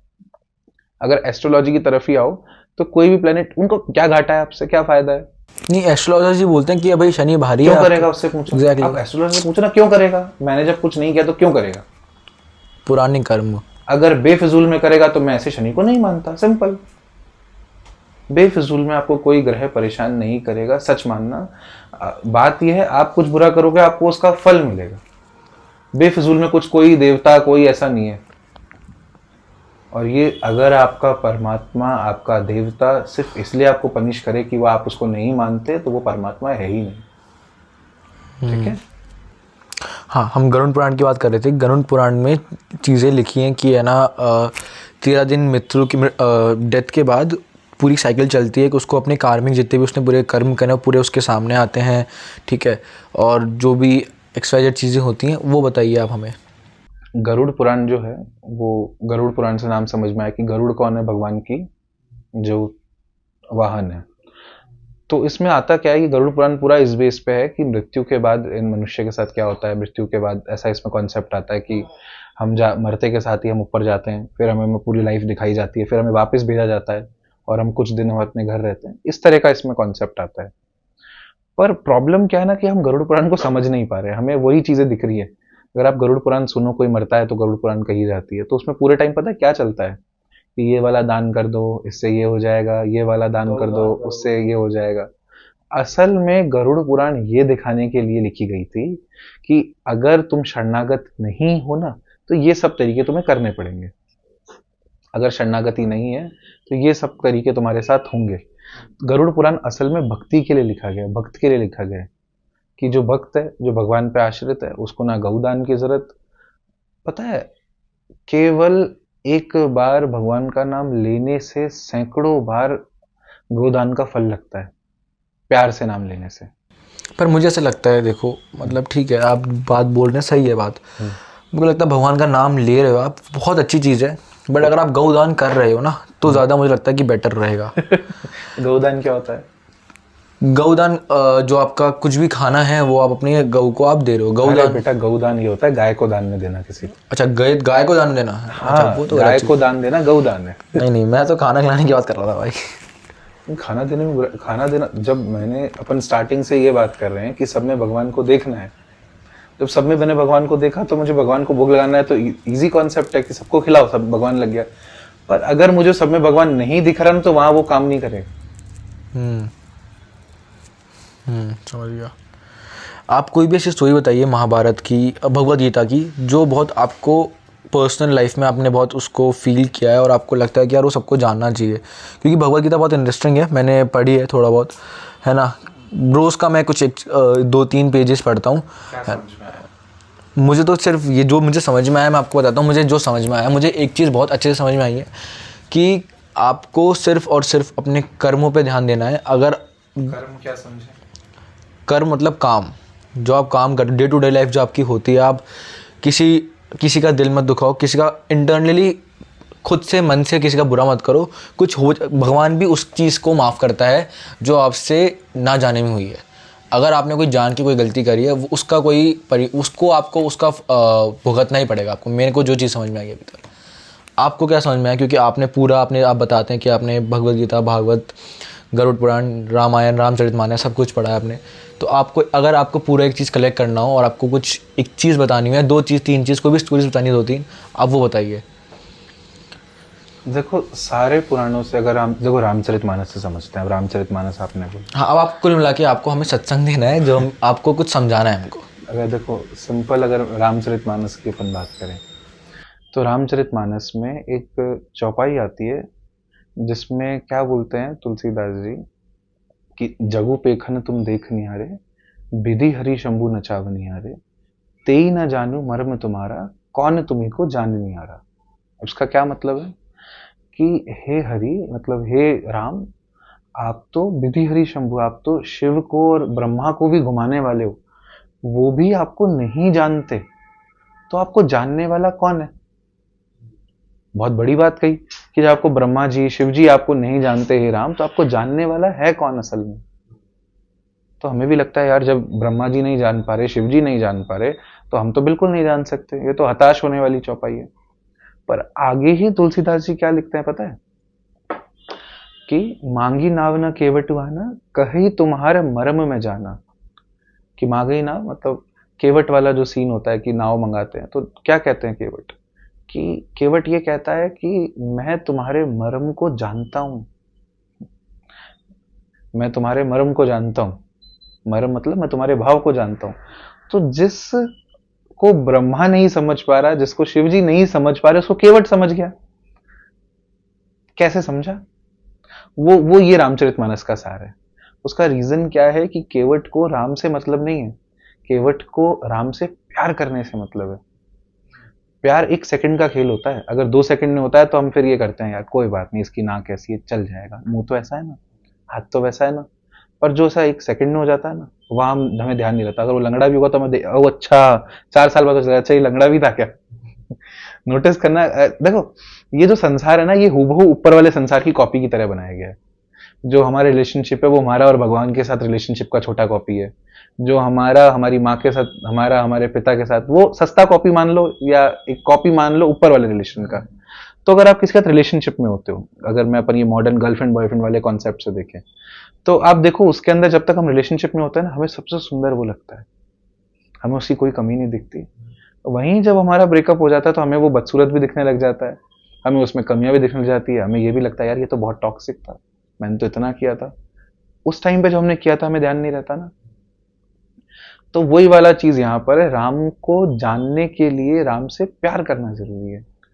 राम एक समझो पानी की तरह, मुझे प्यास लगी मैंने पानी पिया, उसके लिए मुझे समझना जरूरी है कि पानी हाइड्रोजन के 2 एटम लगेंगे, ऑक्सीजन का 1 लगेगा, वो मिलेंगे जब पानी बनेगा।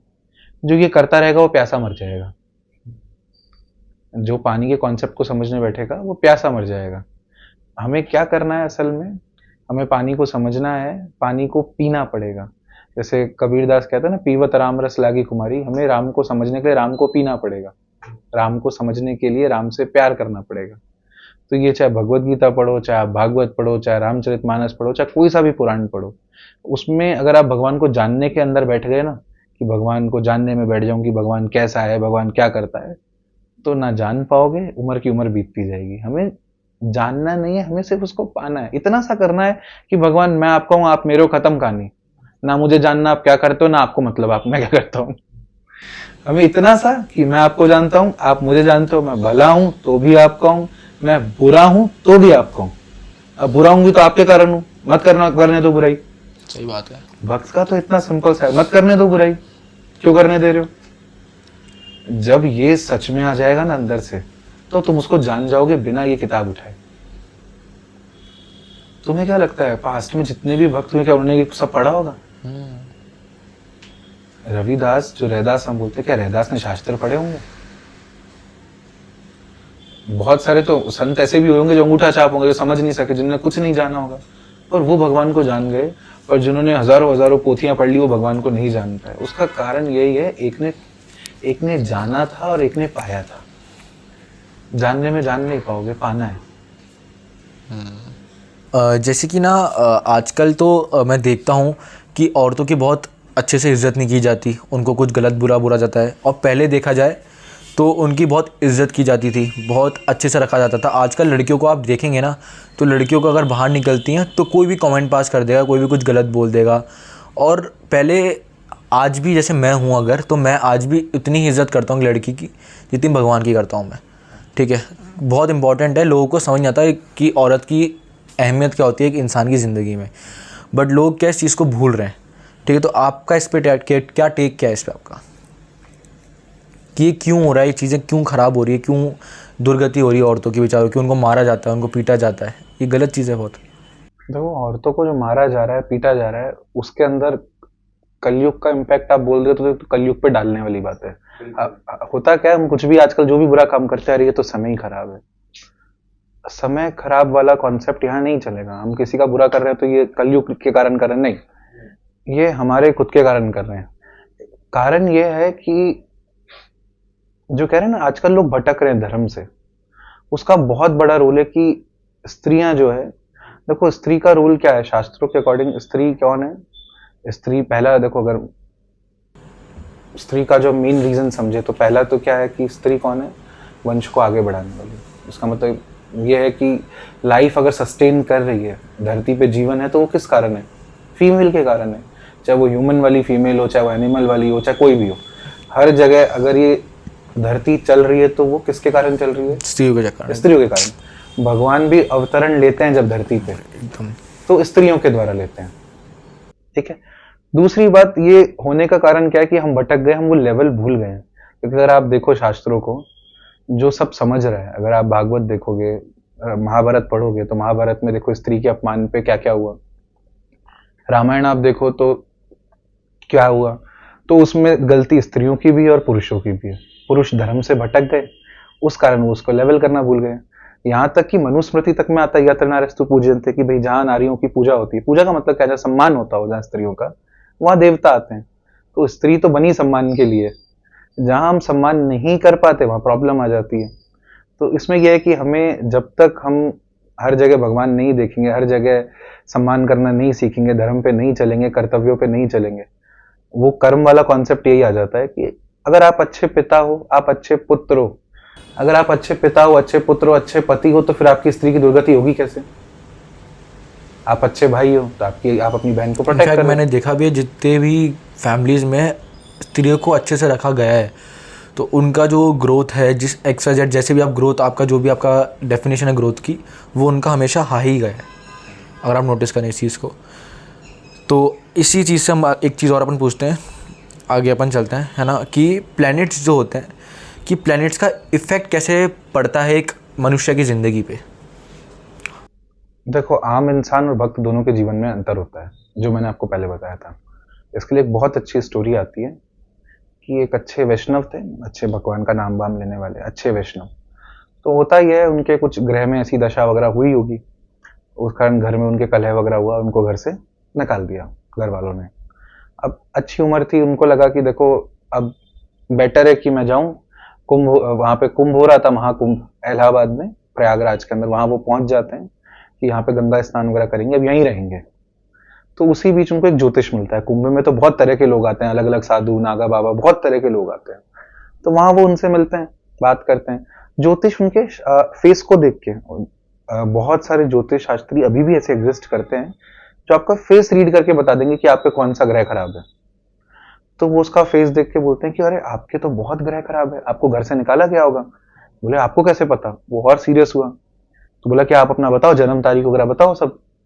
तो उसने बताया कि आपके तो सारे ग्रह वक्र हो रखे हैं, किसी का एक ग्रह वक्र होता है, किसी का दो, आपके तो 4-5 ग्रह वक्र हो रखे हैं। आपकी तो ये सिचुएशन है कि आप ज्यादा से ज्यादा 1 महीना जीवित रहोगे। बहुत मारक योग है। आप कुंडली में होता है एक मारक योग बोलते हैं, कि ग्रह मारने की अवस्था में आप मरोगे। ठीक है, तो बोलता है कि चलो कोई बात नहीं, मरेंगे तो मरेंगे सही। वो आ जाता है। अब उसको क्या लगता है कि भाई जब मरना है ही तो बेटर भगवान का नाम लो। अब तो भला बुरे का मतलब ही नहीं, अब तो किसी का भला करो चाहे बुरा करो, मरना तो है ही। तो बैठ के हम जाप करें, शांति से बैठ के उन्होंने 1 महीने तक खूब नाम जाप किया, खूब राम नाम लिया। 1 महीने बाद वापस वो ज्योतिष जी में दिख गए। ज्योतिष ने बोला अरे आप जिंदा हो? तो बोले हाँ। बोले आप बीमार हुए थे? बोले महाराज पहले तो फिर भी सर में दर्द रहता था, कभी बुखार लग जाता था, 1 महीने तो मेरा सर भी नहीं दुखा, बीमार होना तो छोड़ो। अब वो बहुत चौंक जाता है कि भाई इनके तो सारे ग्रह खराब थे, शनि भी खराब था, मंगल भी खराब था, शुक्र भी खराब था, ये ऐसा कैसे संभव है कि ये बच गए? तो वो क्या करते हैं, वो जाते हैं अपने गुरु के पास, वो ज्योतिष जी, उनके गुरु भी वहीं थे कुंभ में, कि गुरु महाराज मैं ये सारी किताबें गंगा जी में अभी बहा दूंगा। गुरु महाराज बोलते भाई क्या हुआ? बोले मैंने आज तक जो कहा कभी असत्य नहीं हुआ, पर मैंने एक व्यक्ति मिले, मैंने बहुत मारक योग, ऐसा मारक योगी कि मैंने देखा नहीं जीवन में, और उसको सर भी नहीं दुखा, तो ये सब झूठ है, फेंक दो इसको। तो वो बोले कि मेरे पास लेकर आओ। तो उनके गुरुजी के पास हो गए, बोले कि मैं अब ध्यान करूंगा और मैं देखता हूं कि हुआ क्या। तो गुरुजी ध्यान पे बैठते हैं, ध्यान से बाहर आके वो अपने शिष्य को बैठाते हैं और बताते हैं कि क्या कारण था कि ये मरा नहीं। तो उन्होंने कहा कि देखो जब ग्रहों का असर करने का वक्त आया तो सबसे पहले नंबर लगाया गया मंगल ग्रह का। मंगल ग्रह को कहा गया भाई मंगल जी आप जाओ, आप तो ईमानदार हो भैया, आप तो सब पे बराबर फल डालते हो, आप सबसे पहले इस पे नुकसान पहुंचाओ। बोला नहीं भाई ये तो राम नाम जप रहा है। अब राम जी कौन है? सीता जी के पति हैं। सीता जी आपको पता हो तो भूमि की पुत्री बोलते हैं हम सीता को, सीता जी भूमि से हुई ना, और मंगल भी भूमि का ही पुत्र है। तो भाई राम जी तो हमारे जीजा जी हैं, अब उनके हम भक्तों का कोई नुकसान नहीं पहुंचाते हैं, तो ये हमारे फील्ड से बाहर, ये तो हमारे घर के हैं, नुकसान नहीं, मैं तो फायदा करूंगा। और मंगल सही जगह जाके बैठ जाता है जहां मंगल को होना चाहिए। कुंडली में होता है ना, ये घर मंगल होना चाहिए, ये घर शनि, मंगल सही घर में जाके बैठ गया। अगले में भेजा गया शनिदेव को कि भाई आप तो कर्म के अनुसार फल देने वाले हो, आप तो ईमानदारी से, आप तो अपने पिता को भी नहीं बख्शते हो, आप तो ईमानदारी से फल दोगे। तो शनि क्या कहते हैं? शनि ये कहते हैं कि देखो बात यह है कि मैं हूं तो कार्मिक, पर मैं कभी भी भक्तों को नुकसान नहीं पहुंचाता, मैं हमेशा भक्तों के साथ रहता हूं। कारण कि मुझे भक्त अति प्रिय है, क्योंकि शनि खुद भी बहुत भक्त है। अगर आप पढ़ोगे ना शनि के बारे में, तो शनि निरंतर भगवान का नाम जपते रहते हैं, निरंतर भगवान को याद करते हैं। ऐसा बताते हैं कि शनि तो निरंतर रोते रहते हैं कि भगवान मुझे दर्शन दो, ऐसा भाव है शनि का। शनि महाभागवत जैसे हैं। तो शनि बोलते हैं कि देखो मैं तो फायदा जरूर करूंगा, नुकसान नहीं करूंगा। कोई भक्ति में आगे बढ़ रहा है तो ऐसे इसको तो धरती पे रहना चाहिए, ऐसे को ऊपर जाके करना क्या है, क्योंकि भक्त तो यहाँ रहे वहां रहे, कल्याण ही करना है, तो उसको तो रहना चाहिए बल्कि यहाँ पे, तो मैं भी इसके सही जगह बैठूंगा। फिर शुक्राचार्य को कहा गया कि आप तो दैत्यों के गुरु, आपको भगवान से क्या मतलब।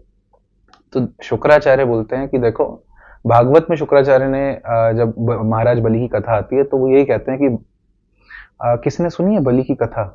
वामन अवतार भगवान बच्चा बौना बन के जाते हैं बलि के पास, और वो दान में 3 पग भूमि मांगते हैं। तो भगवान बहुत बड़े होते हैं और 3 पग में पूरे संसार को नाप लेते हैं और बलि से दान में ले लेते हैं। मतलब 2 पैर में तो नाप लेते हैं, तीसरा पैर वो बलि के सर पे रखते हैं और बलि को पाताल भेज देते हैं। तो होता क्या है उसमें, जो शुक्राचार्य थे ना, शुक्राचार्य को बलि वामन भगवान बोलते हैं, वामन अवतार वाले भगवान, कि देखो आप हवन कर रहे थे, आप हवन तो पूर्ण कर लो, पूर्णाहुति जो बोलते हैं वो कर लो, उसके बाद मैं दान ले लूंगा। तो शुक्राचार्य क्या बोलते हैं पता है? कि हे भगवान, जिसके नाम से हवन पूर्ण होते हैं, जिसके नाम से, जिसके नाम के मंत्रों से हवन पूरा होता है, जब वो खुद ही आ गया तो हवन की जरूरत क्या है? वही सिस्टम वापस आ गया कि हवन की जरूरत क्या है जहां भगवान खुद ही आ गया। जिसके नाम पे हवन किया, जब वो खुद ही आ गया तो हवन की जरूरत क्या है? तो मैं भी इसका कोई नुकसान नहीं करूंगा। राहु केतु ऑलरेडी भगवान से डरते हैं, तो कुल मिला के उसके सारे ग्रह सही दिशा में बैठ गए। तो भक्त के साथ ऐसा ही होता है। देखो अगर आप भगवान पे आश्रित नहीं हो ना, तो ये सारे 9 ग्रह मिलके भी आपको कुछ ज्यादा बना नहीं देंगे। क्या कर देंगे? ज्यादा ज्यादा आपको धनवान बना देंगे या कुछ 4-5 चीजें दिला देंगे थोड़े टाइम के लिए, टेम्पररी। ये सारे मिलके भगवान के अगेंस्ट कैसे जाएंगे? आप भगवान की तरह, आप भगवान को नहीं मानते, आप भगवान पे आश्रित नहीं हो, तो ये 9 ग्रह मिलके भी आपको कोई ज्यादा बना नहीं देंगे। और अगर आप भगवान पे आश्रित हो, आप भगवान पे डिपेंडेंट हो, तो ये 9 के 9 मिलके भी आपका कुछ नहीं बिगाड़ सकते। तो ग्रहों का ऐसे है, आप भगवान पे आश्रित हो, आपको क्यों परवाह है इतनी? आप अपना काम करो, भगवान को जानो, खत्म कहानी। बहुत इजी जीवन है, आपको इतना मुश्किल करना कि ऑलरेडी बहुत मुश्किल है डील करने के लिए, इसमें भी मुश्किल करोगे। Very true. आजकल अपने जैसे 7 चक्र होते हैं अपनी बॉडी में, है ना, तो उनको कैसे जागृत करें हम लोग? देखो उसका योग मार्ग का एक तरीका होता है, माना जाता है। हमारे मूलाधार वगैरह ऐसे चक्र होते हैं अलग अलग। नाभि पे एक चक्र होता है, नीचे एक चक्र होता है, सीने पे होगा, सर पे ब्रह्मरंध्र होता है, तो अलग अलग चक्र होते हैं। तो इनको योग के मार्ग से जागृत का मतलब क्या होता है? जो एनर्जी है वो यहाँ पे ट्रैप्ड है। तो जागृत का मतलब क्या है? वो एनर्जी फ्लो बिल्कुल ऊपर तक जाना, ब्रह्मरंध्र की तरफ जाना। यहाँ पे ऐसा माना जाता है कि योगियों के प्राण यहाँ से छूटते हैं, पीछे सर के पीछे होता है ब्रह्मरंध्र। योगियों के यहाँ ये सब फटता है और इसके अंदर से प्राण निकलते हैं ब्रह्मरंध्र से। तो ये एक तरीका होता है जिसको आप योग करो। अब हम तो कलयुग वाले हैं, सतयुग में तो आयु बहुत लंबी होती थी, हजारों साल तपस्या कर लेते थे। आप कर सकते हो। तो एक मीरा की कहानी आती है, मीराबाई का। अगर आप मीरा चरित्र पढ़ोगे तो मीराबाई भगवान को सिर्फ क्या मानती थी? कि ये मेरा अपना है, मेरा पति है। मीरा कहा था ना, मेरा तो गिरधर गोपाल, दूसरों ना कोई। दूसरे को वो जानती ही नहीं है, दूसरा कोई है ही नहीं उसकी लाइफ में। जब हाँ, इसका मतलब ये भी नहीं होता कि मैं मान लूं ये लोग एग्जिस्ट नहीं करते। अरे इसका मतलब ये है कि मुझे उसके अलावा कोई है, दिखता ही नहीं है। तो ऐसा बताते हैं कि जब मीरा ध्यान कर रही थी ना, पहले दिन ही, फर्स्ट डे जब मीरा का ध्यान हुआ था, तो पहले दिन ही मीरा के सारे चक्र एक्टिवेट होके मीरा धरती से ऊपर उठ गई थी। मीरा चरित्र में आता है, सारे चक्र एक्टिवेट होके। कितने टाइम में? एक रात में। तो जो भक्त होता है ना, जो हम जब इससे बाहर आ गए तो हमें उस चक्र की जागृति की जरूरत नहीं, वो अपने आप जागृत हो जाते हैं। और जागृत करके भी जो तुम पाओगे ना, वो तुम डेली पाओगे सिर्फ भगवान का नाम लेने से। हजारों साल तपस्या में जो तुम एक दिन पाओगे, वो यहाँ डेली पाओगे। कुछ ऑर्गेनाइजेशन भी हैं जो कहती हैं कि हम कराएंगे। हाँ, तो कोई दिक्कत नहीं है। देखो अगर किसी भी तरीके से आपको फायदा हो रहा है ना, तो कोई बुराई नहीं है।